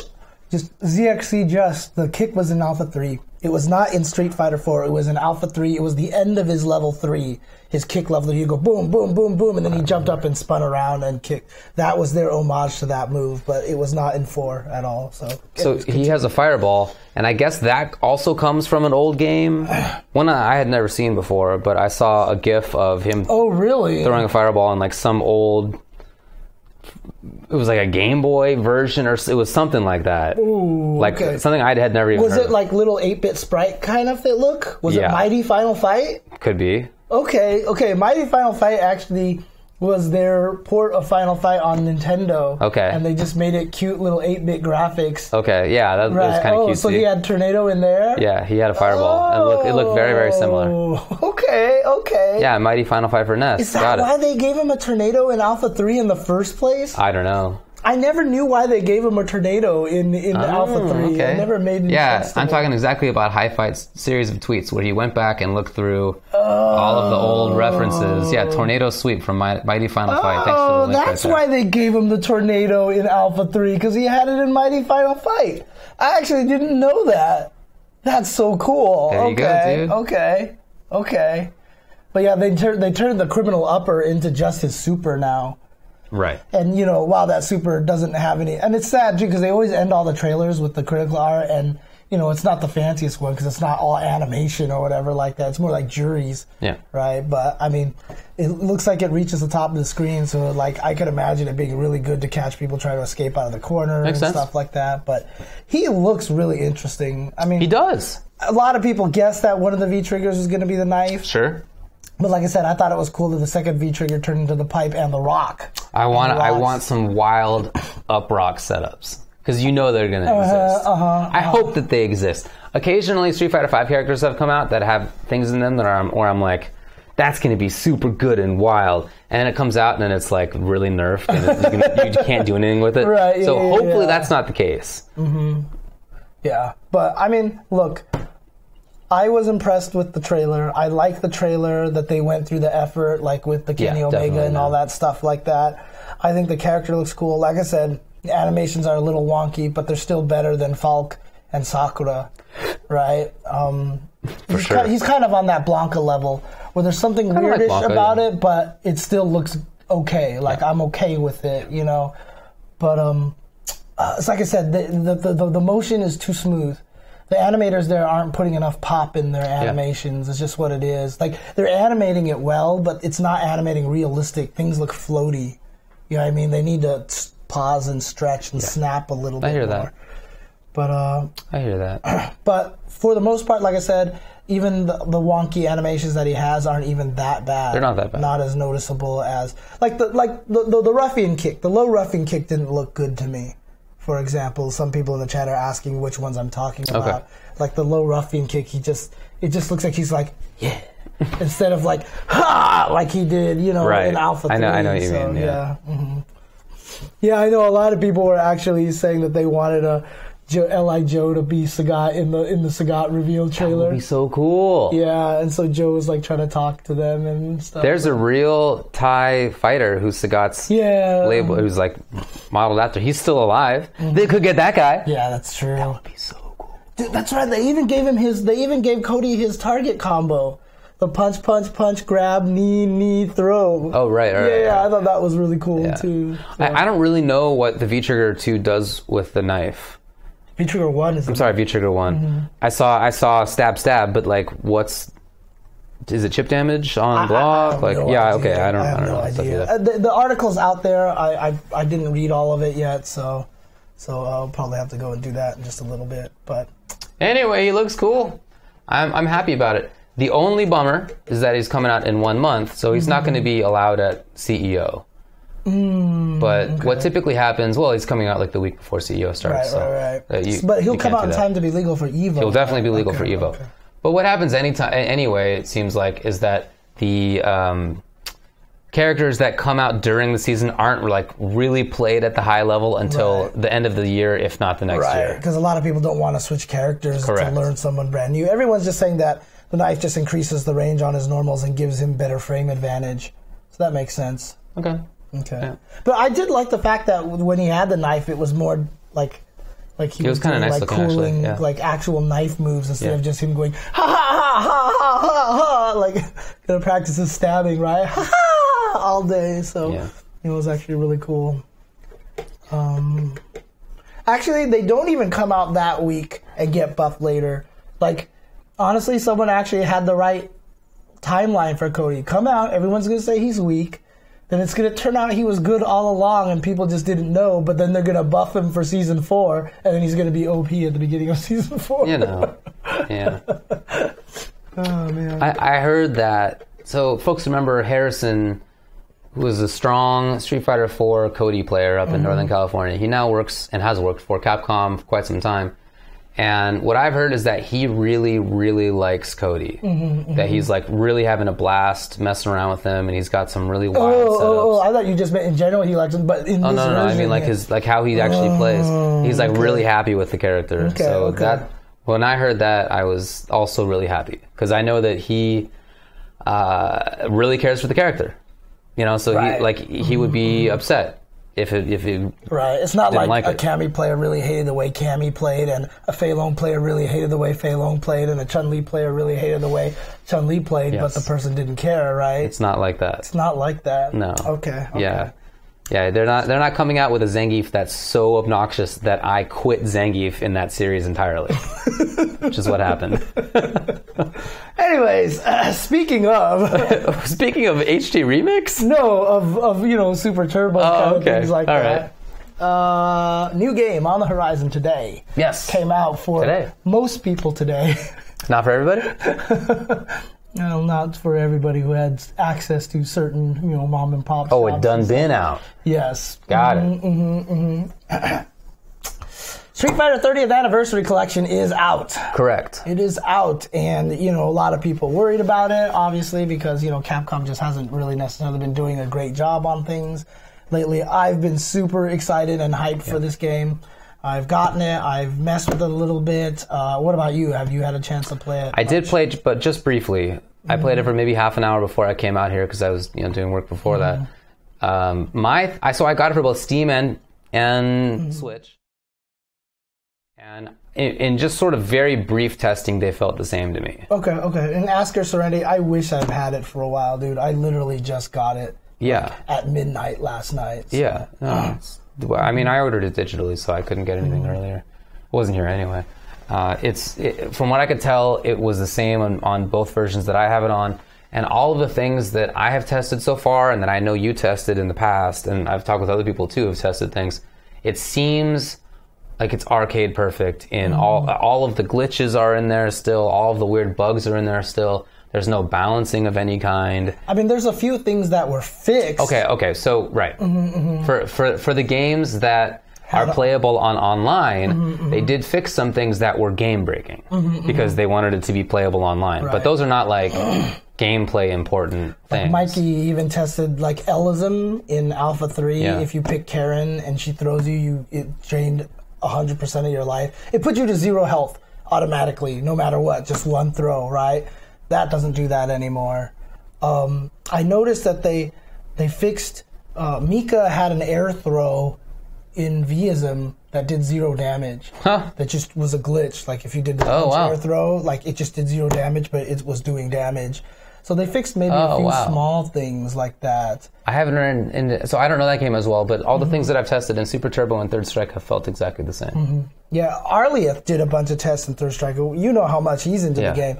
And I asked him, what's your verdict so far? And he's like, so far this is super accurate. Yeah. So he was able to reproduce all of the stuff.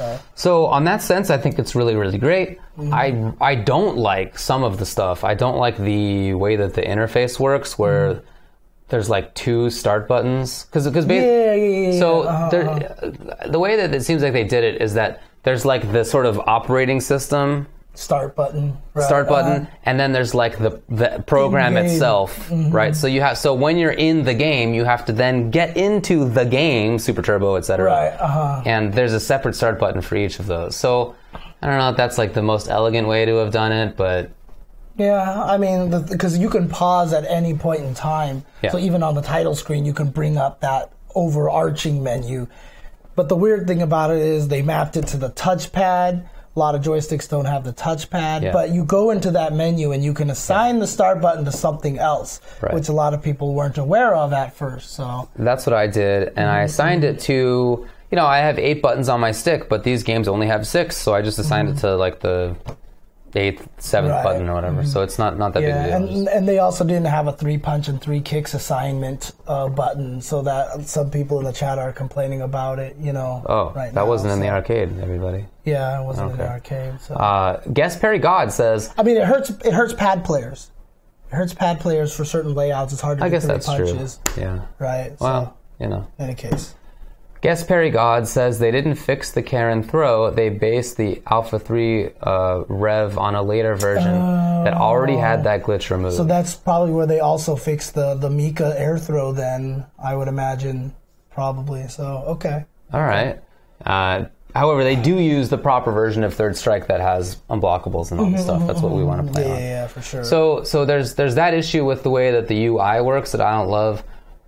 I've played it only a few times online, and my experience for the, I think, 4 games that I played was that it's the worst that I've ever seen. But that's probably not reality. I feel like there must have just been some error on like my internet provider's end, because it was so bad that it was like there's no this, like it was like worse than Hyper Fighting from 2007. Like it was just it was horrible. So that must have just been my issue. I'll try it again tonight and tomorrow. Here's the funny thing. So I played 6 matches. They felt great to me. Okay. I didn't have any problems. One of them, but it felt like delay netcode instead of rollback. Like I tried to walk up and block a Sonic Boom and couldn't block at the last second, and it felt like things were a little laggy. But here's the thing.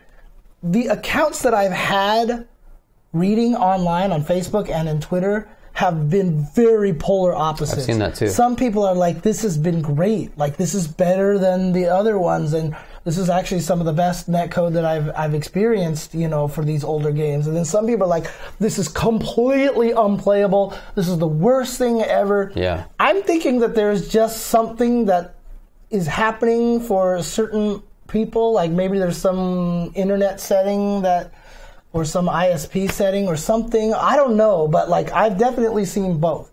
My experiences so far have been good. So when you beat people, you can rematch. Right. And most people haven't rematched against my Zangief when I tick throw them to death. I did that in Hyper Fighting too. Of course. I'm a Ken player, and I thought that was really fun. In fact, I only lost one game, and that was my Ken against old Sagat in Super Turbo. Okay. The guy beat me there, and I was like, man, I want a perfect record. Nerd. Yeah, I'm currently undefeated. Oh, man. But I'm like 4-0, and they were all unplayable. I just Oh right, yeah. like, no. I haven't played any Cammy on Super Turbo. I've just been doing Ken and Zangief just for fun. I've only done Third Strike Q so far. Oh really? Okay. Yeah. I did a bunch of training mode in Alpha 3, which is cool. So the training mode, just as a piece of advice to everybody, if you are doing training on a standing opponent and don't care about them auto guarding and all that stuff like that, don't put them, like, you should never have them on stand and idle. What you should do is go to record, and before you back out of the menu on record, hold forward on the joystick, back out, and then go back in it. This is standard training mode protocol that I used to do in Guilty Gear and stuff like that, right? Hold forward, and then back out and go back in, then go to playback, and you have a playback button that you can assign. Yeah. That's how you get people out of the corner. You know, sometimes you get them in the corner, you're like, I want to go to the other side, but let me throw them, and you throw them, and they're already halfway across the screen, but you want to, Right, so if you just record walking forward for a frame, like 5 frames, you just hit the button, they go boop, and then you can jump over That makes sense. them. That's a good idea. So that's actually a really good tip on how to make your training mode experience a little bit better. Training mode is not robust. No. But, I mean, to be honest with you, the training modes are... They're pretty serviceable for emulation. Yeah, that's what I think. Like, you could definitely tell that when you go into versus mode or training mode and stuff like that, it's loading up a save state. Right, you for can sure. 100% tell that that's what's going on. So, but you know, it works. It works, and I'm having fun with it, and it's great. Like, I was messing with Alpha 3 stuff. I was practicing like these crazy Mika things that I've never actually practiced before. Like, they were techniques that I never learned during the time that I play, but I know about now that I was able to try out and stuff like that. It was actually really cool. So I found out that I can do meaty back strong into Super Art 1 with Q. It's possible. It actually does work. Nice. But now I got to figure out a good setup for it. Right. Mm-hmm. So you were just doing it manually at first, right? Yeah. Okay. And then so that's pretty sick. Yeah. I don't know how useful Yeah, honestly, the only thing that I would really think is that hopefully they patch a few things. Look, the game crashed on me. Okay. Oh, really? The game crashed on me while I was doing ranked. So after my hyper fighting match, I backed out and it just blue screened on me. And oh, it was wow. gone. And I've seen other people report that too.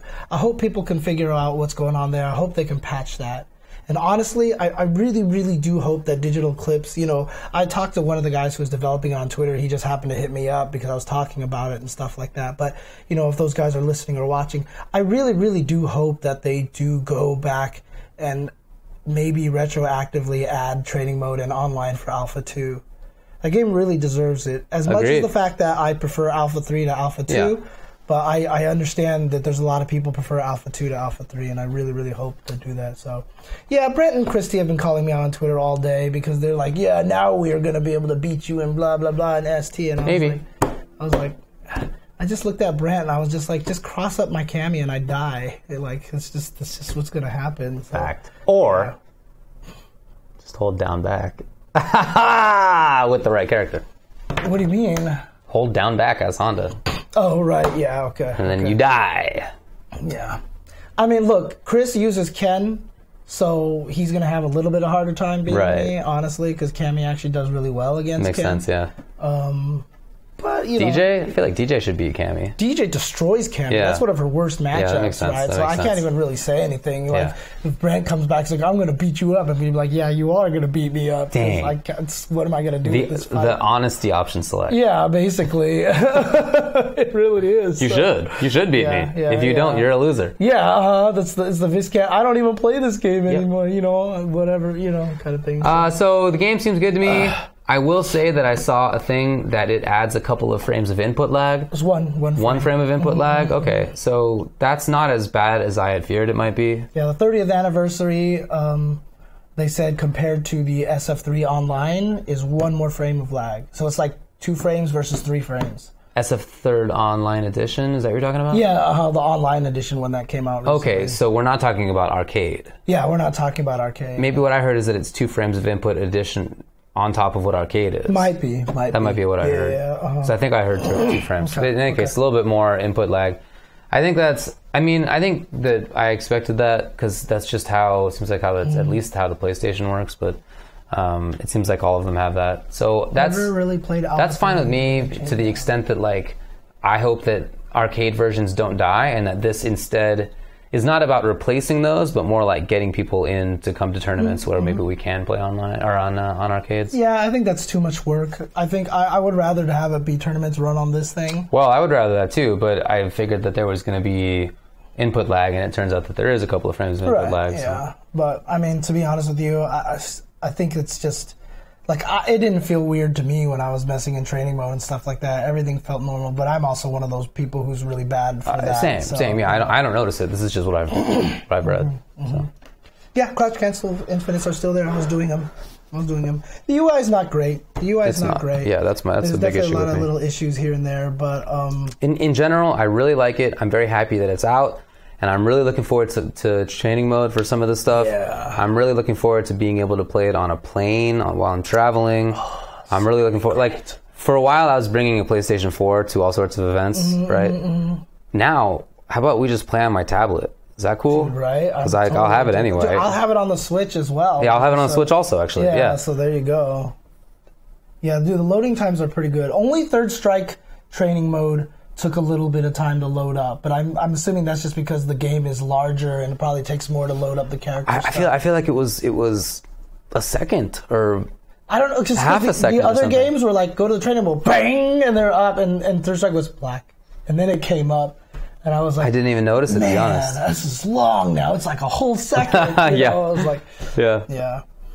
But dude, I'll do the handcuff with Yosh Thursday, I'll be doing the handcuffs and everything. I'll be doing all the crazy stuff in Street Fighter 2. Glitches that people probably don't even know about. Dang. Although I don't know if I can still do the Dawson invisibility. I've never been able to do it, so I'll look up it and see if I can reproduce that one. I'll see if I can reproduce that one. But yeah, there's some... Dude, Street Fighter 2 is so buggy. Like, one of the reasons why I'm going to have so much fun doing this is just really just to kind of just show you how buggy all these games have been. You know what I mean? So it's just... It's really cool, so... All right. No, the handcuff glitch is still in there. I'm pretty sure. At least it was in Final Round. Yeah. The handcuff... The reset is gone. So, I'll go test it. Test it later. Yeah. So. Anything else to talk about here? I mean, look, I'm happy about it. I know a lot of people are upset, and I know a lot of people are really angry online as well. I don't know what to say about that. Like I said, my experiences have been good. I'm enjoying it, and I know, I've been pushing for this game a lot recently, lending my voice to the stuff, and I think it's a cool product personally, but, my only issue is that hopefully it really was just a problem with my internet. If I go home tonight and tomorrow and it still super sucks online, then I'll be disappointed. Right. But right now, I don't think that I can have a conclusion, really. Okay. Only 4 games, and they were so bad that it was like just hard for me to believe that that's how it is for anybody. Right. So. Okay. All right. Move on? Break or just... Yeah, let's take a break. I got to get some water. I'm really thirsty. Okay, cool. Yeah. All right, we'll be right back.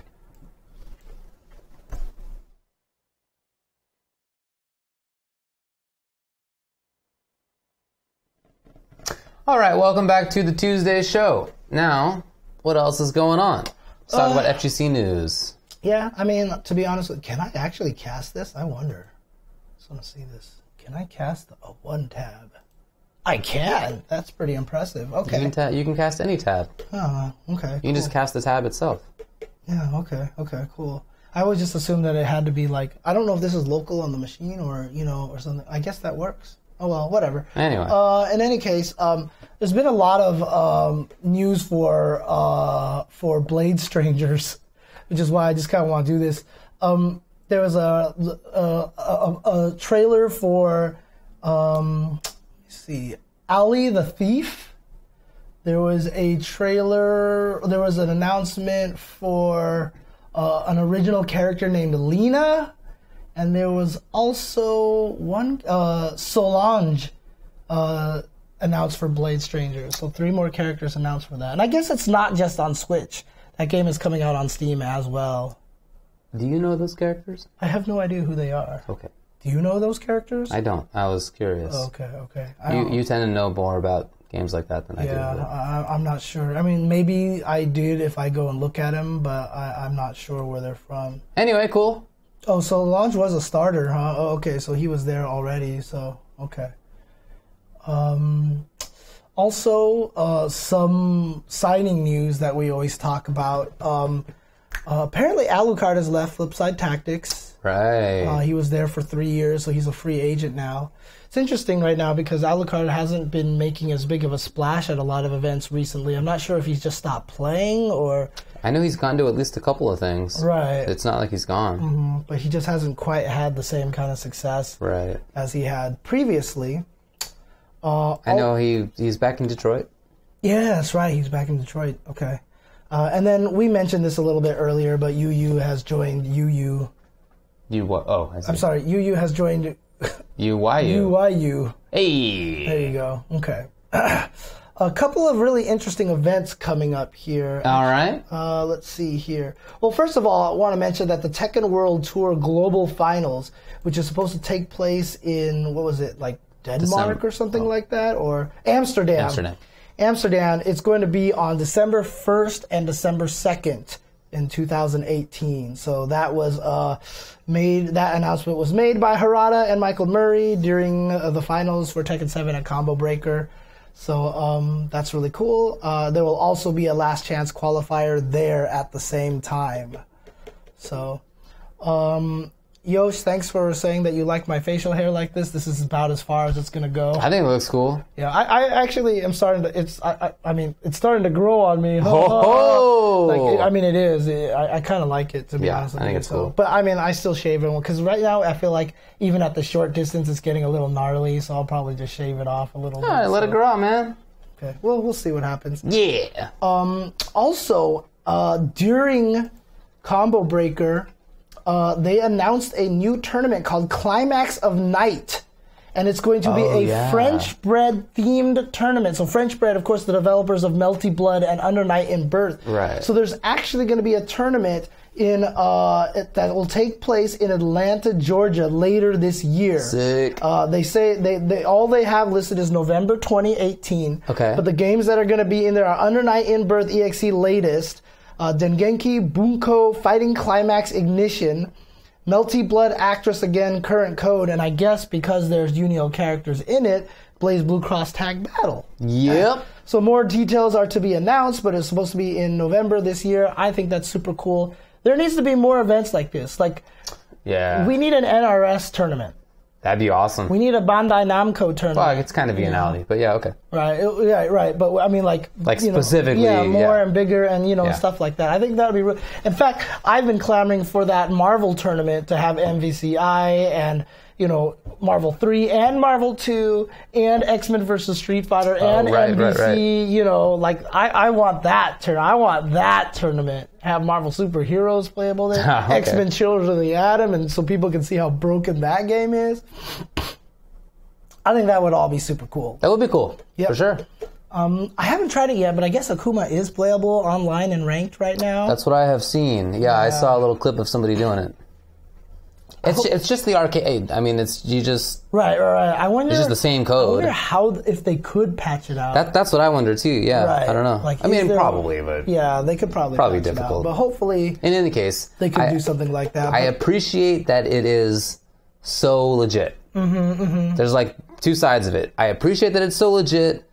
You got the other side where that character is mega busted. And to be fair, I didn't run into any. I thought I was going to run into 3 Akumas and 2 other things, but fortunately that hasn't been the case so far. So, although to be honest, Cammy was one of the only characters that could kind of legitimately fight Akuma. Really? Because her super goes under and up. So if he jumps up and throws air fireballs, you can get under there. But of course, it's really hard for her to build meter, etc., etc. Anyways, whatever. Okay. Let's see here. There was also Master T and Ultimate Manimal Arts in a recent Blade Strangers trailer, although I think that they are already existing. Another event that's going to... Wait, did this happen already? Oh, no. In Japan, they announced a new event called the Rage Street Fighter V All-Stars League. And right. Yeah, and basically there's going to be a draft where players can draft players into teams, and there's 6 captains already selected out, and the captains are Nemo, who's part of the Aurora team. Okay. Itazan, who's part of the Ocean team, which is blue. Aurora, I guess, is purple. Fujimura is part of the Emerald team, which is green. Daigo Umahara, they just listed him as Umahara. That's weird, but he's part of the Gold team. That's what they tend to say in Japan, just Umahara. Oh, really? Okay. Moke, who's part of the Sunrise Orange team. And Tokido, that's part of the Red Flame team. Flame, man. They couldn't have just said purple, blue, green. Yeah. All right. Well, dude, it's kind of like how in Yu-Gi-Oh! I think it's cool, actually. They name all the alternate colors, which I always thought was really sick, actually. Yeah, I'm down like with that. I'm definitely down with that. But these 6 players are basically going to draft all these players. The draft is going to take place on the 31st of this month. So in 2 days, they are going to draft their team. I don't know who's available, and it's going to be 3-man teams. But I think it's probably going to be the players that have a license, right? The Street Fighter license, right? And it says there are only about 22 players with the license currently, and 18 are going to make up, there's of the 3-man teams.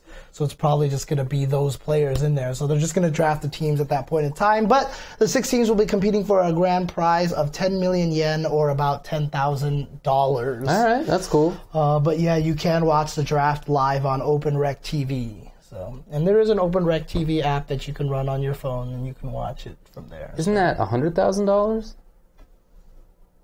Isn't it 1/100th? Yeah, you're right? So 10 million would be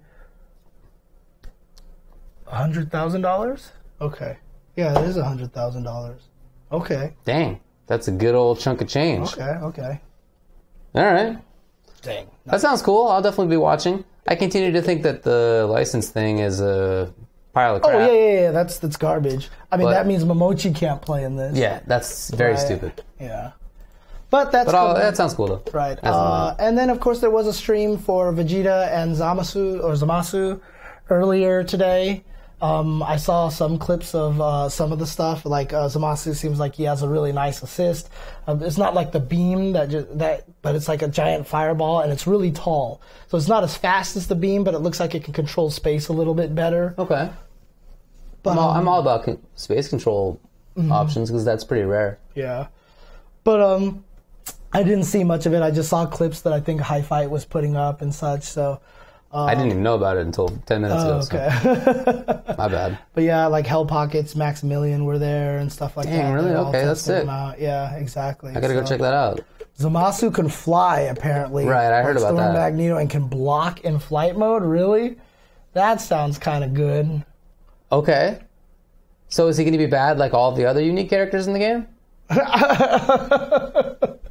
I was just going to say, it's really cool that he sounds like unique, but then you're right, all the unique characters are bad in the game.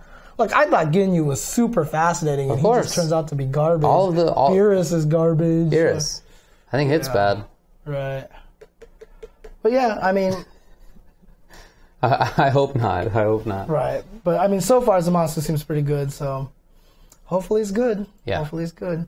And then what's really interesting is, despite all the doom and gloom talking about Capcom and stuff like that, and like how everything seems to be failing and Marvel was like bomb and all these things like that, but apparently Capcom's financial report came out recently, like a few days ago, like about a week ago. Okay. And it reported that it's great.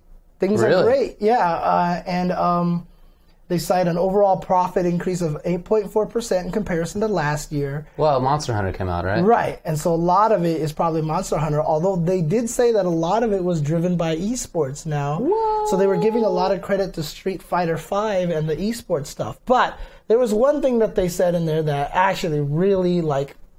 You don't like it? Like, got my goat. Okay. Got my goat. They got basically, your goat. This is what it says. They're dubbing 2018 as... Esports year one for the company. Oh, right. I remember them saying that. So, what? No, I had the same exact... I feel like we've talked about this in the past. Did we talk about it already? And then I also exploded about it. I'm kind of... Right. That really bugs me, too. Yeah, I was like, what? Maybe we did talk about this last week. I don't remember. No, but, not last week. I think this is a little while ago. Okay, yeah. But, like, That actually makes me kind of, it definitely rustled my jimmies, dude. It definitely rustled my jimmies. And I was like, are you kidding me?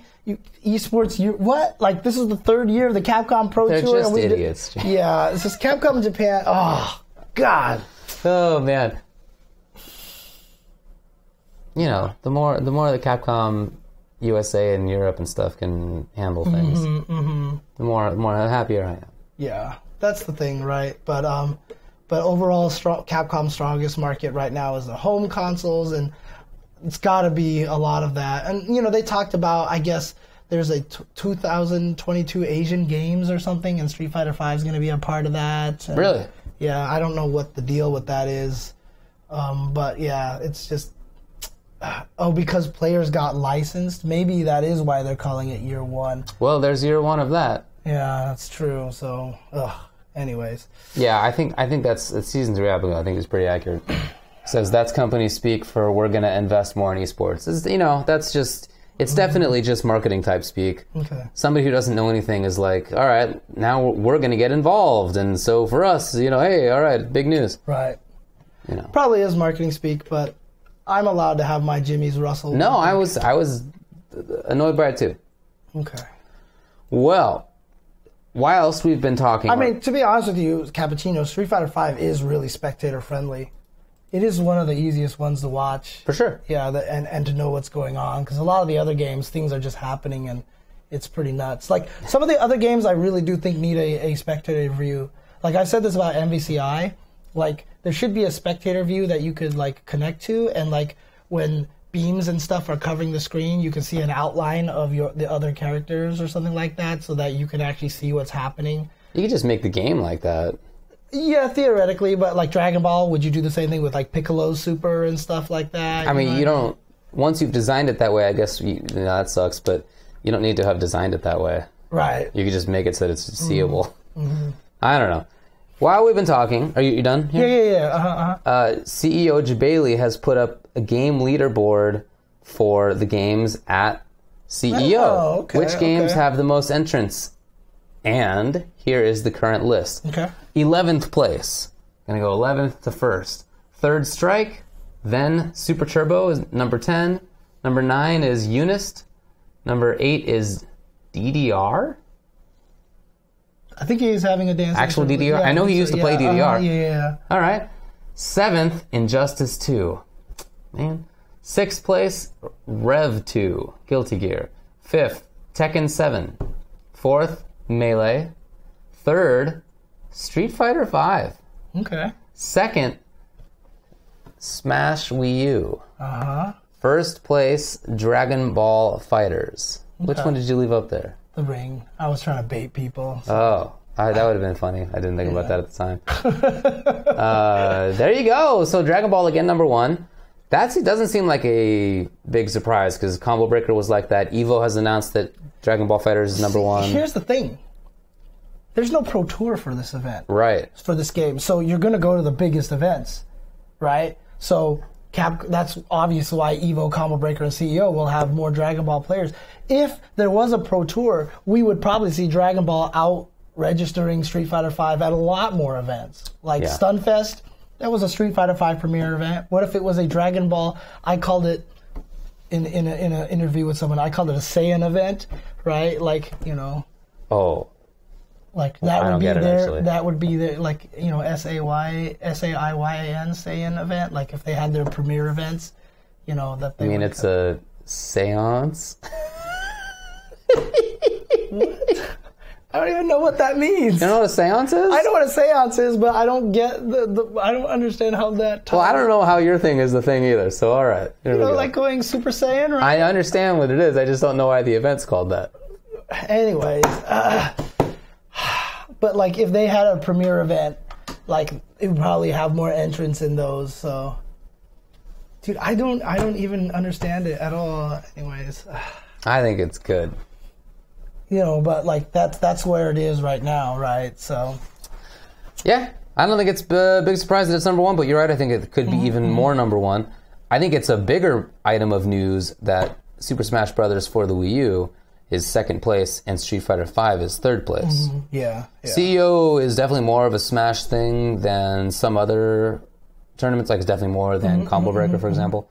But Street Fighter V third place, I think, is still a surprise. Yeah, it is a surprise. So, and especially as a premier event, but we'll see how it goes as it gets closer and closer to the event. But again, the Smash scene is huge, right? It's no surprise, and I know Giant. they really treat CEO as a big Smash event. Sure, it has been for a long time. More so than like EVO, for example, because they always seem to get mad at EVO for some reason or another, right? And then I know Florida also has a big Smash scene. So. Right.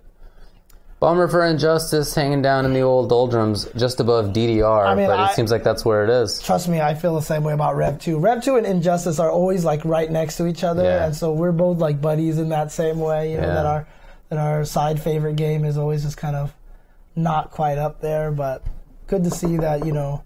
Well, it's interesting for Super Turbo there because I don't know if that Super Turbo is the 30th anniversary tournament event or if that's just a side tournament, because there's also going to be the official Capcom 30th anniversary event at CEO with $7,000 in prizes. So I don't know if that's the same thing or not. I don't know either. Yeah. So. That's all he says about it. Yeah, Dragon Ball FighterZ is number 1. Yosh did, that's right. There was new costumes. They actually had Ryu as Arthur. What? I haven't seen that. So I think he fights in armor, and then I think the code makes it so he fights in the underwear. What? Yeah. That's awesome, actually.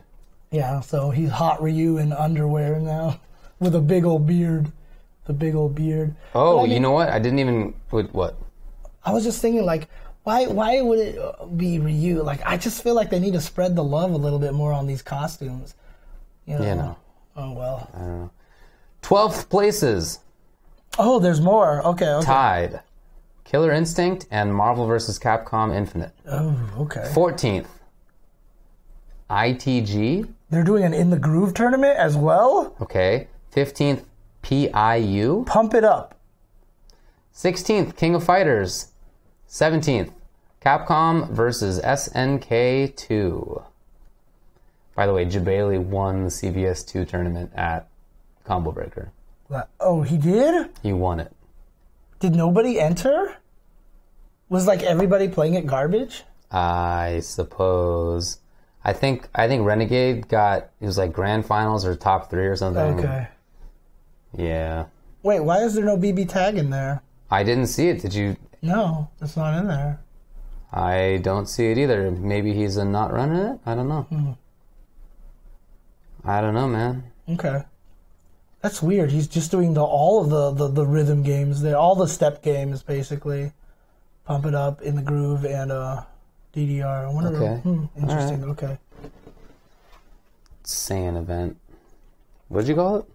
Saiyan event, right? It could be like a Super Saiyan event. It's like James, I don't know what you're saying. I might think it wasn't even a pun. It was just a name for the event, you know? It wasn't even a pun. It was just a Dragon Ball reference anyways.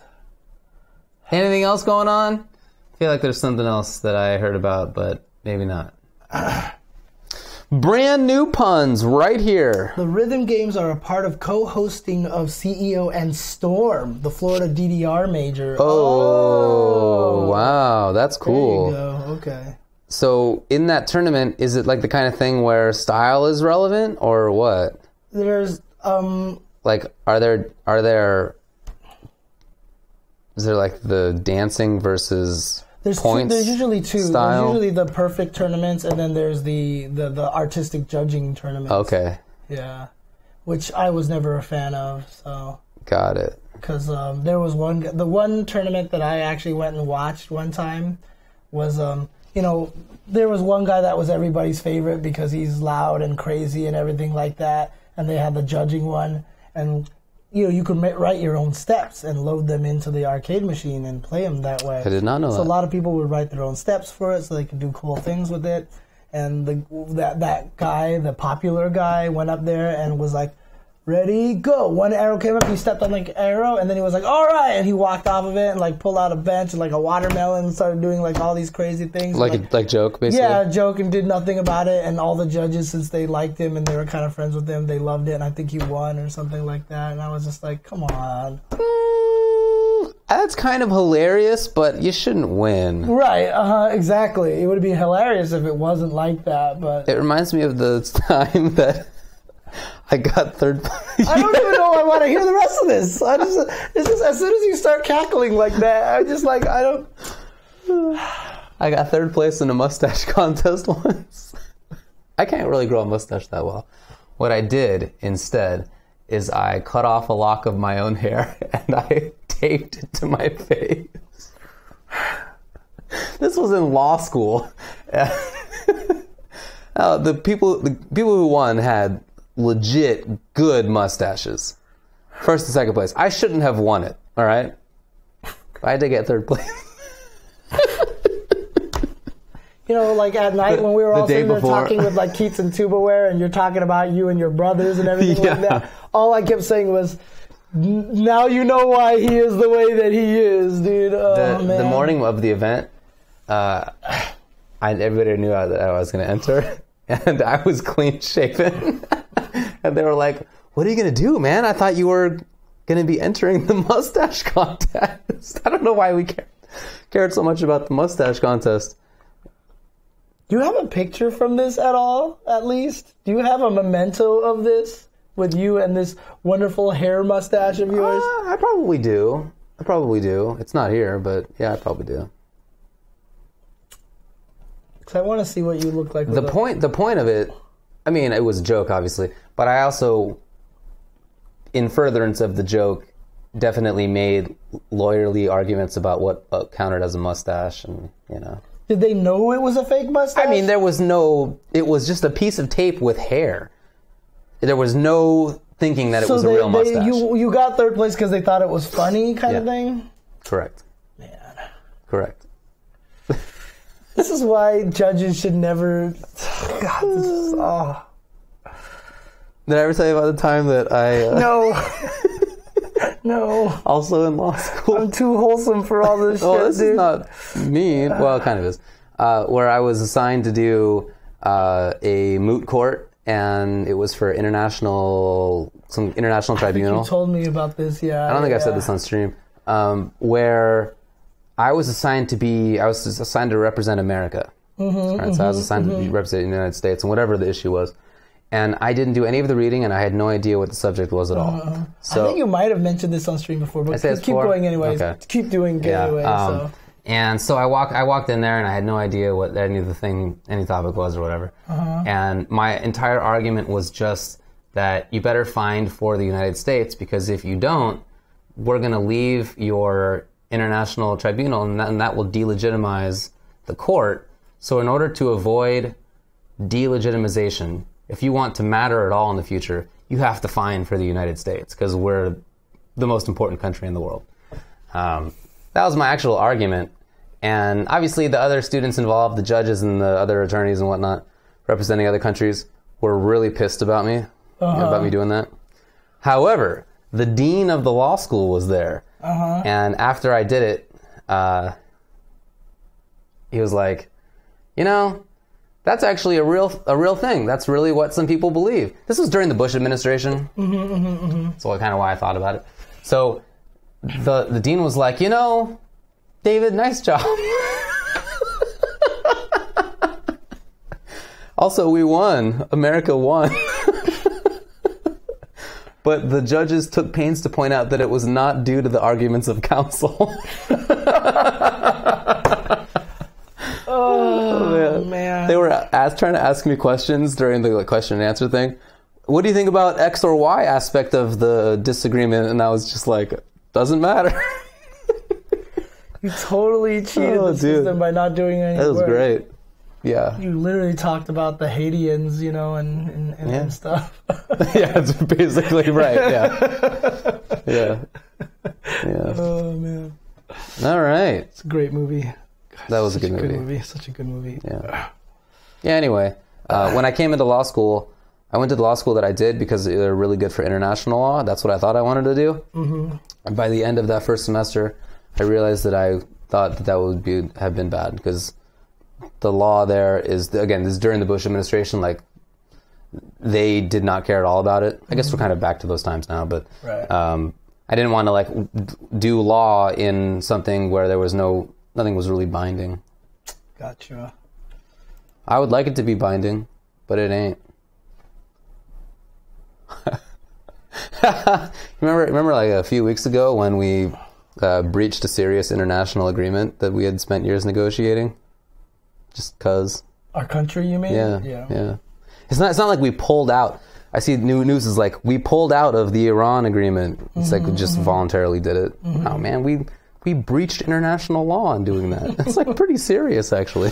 But hey, it's all cool. Don't worry about it. Yeah, I didn't become an international lawyer. So. Oh, God. Well, anything else going on?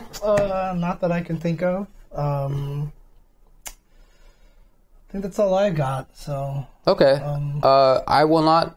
As far as I know, I'm not going to be traveling until CEO. Right. So we got a little bit of a break now.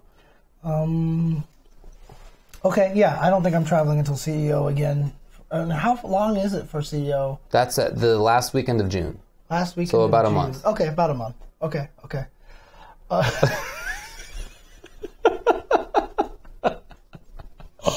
That's probably the best story that I have. Yeah. Wasik says my best story is the time I locked my pants in my car door. Yeah. That's probably my best. Yeah, that is good. Oh man. But I mean, as for myself, I may, if I can get enough information and thoughts about it, I'll probably try to do an uncensored tomorrow in the afternoon. But on Thursday, like I said, for sure, and try to hold me to this internet, please. I'm going to try to make sure I start my 30th anniversary streams on Thursday and try to do that every week on Thursday. And I'll probably do a little bit of Street Fighter 1 because there's really not much to talk about that game except showing you fighting all the computers and stuff like that. And I don't know how long that's going to last. But then after that, definitely, I want to just do Street Fighter 2. I can probably spend days on Street Fighter 2 because there's just so much stupid stuff about that game. But, we'll see. Does E-League start this weekend? I have no idea. Okay.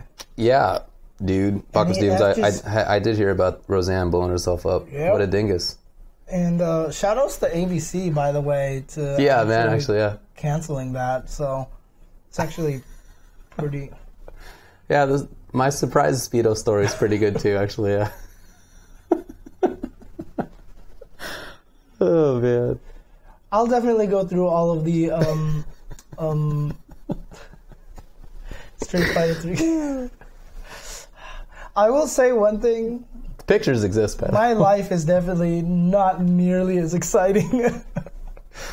My life was definitely not nearly as exciting, so... Oh, God. Well, you don't need to lock your pants in a car door. It's not, I don't think that's like a... Yeah, that's not something you missed out on, really. Happen. Yeah, exactly, so... Anyways, okay, that's all I've got, so... Well, somebody asked us for our E3 predictions. That's not for another 2 weeks, I think, or a week and a half, I guess, more accurately. Mm-hmm. So we'll talk about it, I guess, next week. If that's cool. I'm just looking forward to Mortal Kombat versus X-Men. That would be so funny if that happened, dude. That would actually be really, really funny. E-League stuff? What did we forget about E-League? We knew all the... Oh, I did want to mention this. At Combo Breaker, I think you talked with them too. I talked with the Paradise Arcade folks about their Magenta stick. Did you see that? Oh, yeah. I talked to them at Frosty Faustings about it. Oh, okay, cool. This is the first time I've seen it. Mm-hmm, so they have a programmable stick, like literally the joystick, where you can set sort of where the recognition is on the stick for it's like a perfect diagonals. 360, but you can determine. There's no gate on it, right? So you're not like hitting a side or anything like that. But you can determine via software where how far the throw is. That is to say, like how far you have to press the joystick to actually hit any direction. How big the where it detects diagonals versus just straight cardinal directions. You can really customize how your stick actually registers inputs, and you can also preset 4 different versions of that. And that's not something you don't need to be playing on the PC for this to work. It's not some PC software only. That's actually stored on the joystick. So when you're going to go play on a PlayStation or on an Xbox or whatever it is, that will all still apply. I think that is awesome. I think it's very inventive. I feel like that since the hitbox, that's probably the most innovative thing that I've seen in joysticks, in FGC input paraphernalia. That already is almost a decade ago that they came out with that, most of a decade ago. So that I think is amazing. It's called the Magenta. You can get it on, I believe, pasmagenta.com. Check it out at least. Again, like it solves a lot of the problems that I actually picked up Hitbox for. My own issue is both because I was missing inputs and also just because of ergonomics. So for me, that's not the only reason that I'm playing Hitbox. But if you're playing Hitbox because you're screwing up inputs, you can instead get this. Like, in theory, I feel like it should be just as good for doing things like MK9 Instant Air Gas Blast, which is like a really tight, up, back, forward kind of input. That should be much easier with a Magenta properly calibrated. And you can calibrate it for different games, different characters. To have the 4 preset ones. The 4 preset ones, like, you may want something different for maintaining a charge, for a charge character versus a character like Ryu or whatever like that. Very, very cool. I'm very, very impressed by it. Highly recommended. Dude, that kind of reminds me of something. I kind of brought this up on Twitter just a little bit, but I'm just wondering about the legality of this with Tekken tournaments. Like, I don't know if, because joysticks are designed so that they can, you can put extra buttons on them, and it's tournament legal as long as they don't do anything like binding buttons or anything like that, right? So using the PlayStation 4, the accessibility options, and you can change things, I assigned left and right to buttons, and when you do that, like, I can do electrics like 95% of the time. Sure, like on Hitbox. Right. And then I can, and then I can even do instant while runnings a lot easier by even having it on the same side. That makes total sense. And I'm just wondering, like, because obviously being able to do instant while running a bunch of times, in a row is really, really hard. And like when you see JDCR do that with Dragunov, it's like, it's amazing. But I'm just wondering, like, I started mentioning it, and some Tekken guys are like, just like, you're being silly. I was like, why? Like, isn't this a real thing, a concern? And they're like, yeah, no one does it because they probably consider it cheating. But I'm like, is it officially banned yet? No, it's a good question. And I feel like it kind of needs to be. So, yeah, I was doing this for Devil Jin. I was just like, electric. As soon as like 95% of the time my instant while running. Because the instant while running, again, like I said, I don't know why no one's ever written this down or anything like that, but like I had to figure out on my own that it's basically plinking the last direction with the button. That's how you do instant while running. It doesn't matter what speed you hit the forward, you can go forward, you can go forward, anything. It doesn't matter as long as the last one is plinked. And so if you put the button on the same hand, like even on a hitbox, you got to do this, which is a little awkward. But if you put it on the same hand, so what I did, I was just like instant while running. And you could probably even do it with the joystick and the button combined, which I can't test on the accessibility. Right. But you could probably do forward, and then boom.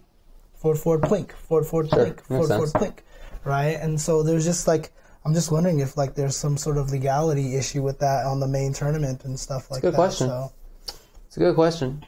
Yeah. I think Wasik is right that the general rule is 1 button per input. But but I mean, I was told that Tokido actually binds V-Skill to the 4th button at the over there, so that's how he skills everything so fast. That makes sense. He just pinkies it basically. Yeah, well, it's like people binding like a 3-punch or 3-kick. Right. Yeah. Exactly. So. I think things that are in the game as bindable buttons, I feel like that should be fine. As far as electrics go, I saw somebody ask. With the Magenta stick, you can make them very much easier because you make it so that you need a bigger throw to register an input, which means that the neutral position is much larger on the stick. So it's way easier to go back to neutral while you're trying to input an electric. I mean, it would help you to do crouch dashes a lot easier. Right. Right. The electric would still be hard to do itself. The actual timing of it, of course. But the dash part. The crouch dash part would be much easier. Yeah, that would actually be true. So, okay. Anyway, I just thought that's very, very cool. Paradise Arcade doing it. It's called the Magenta. Okay. Cool. Alrighty. Well, I guess that's about it. Yep. Thanks, guys, for hanging out and watching another Tuesday show. We do have a editor now, so he's been putting up some episodes little by little. Hopefully, we'll get caught up quickly, and then we should be back on schedule on YouTube stuff. So apologies about that. So hopefully, we'll get that all taken care of soon. All right. It's so yeah, there it is. It was a tiny bird. Dude, that tiny dog was so cute. Oh, there was 2 tiny dogs at that tournament. I heard. That were so adorable. God. CJ Truth plays so much hockey and watches so much hockey that now he says "a" in regular conversation. That's true. Hey.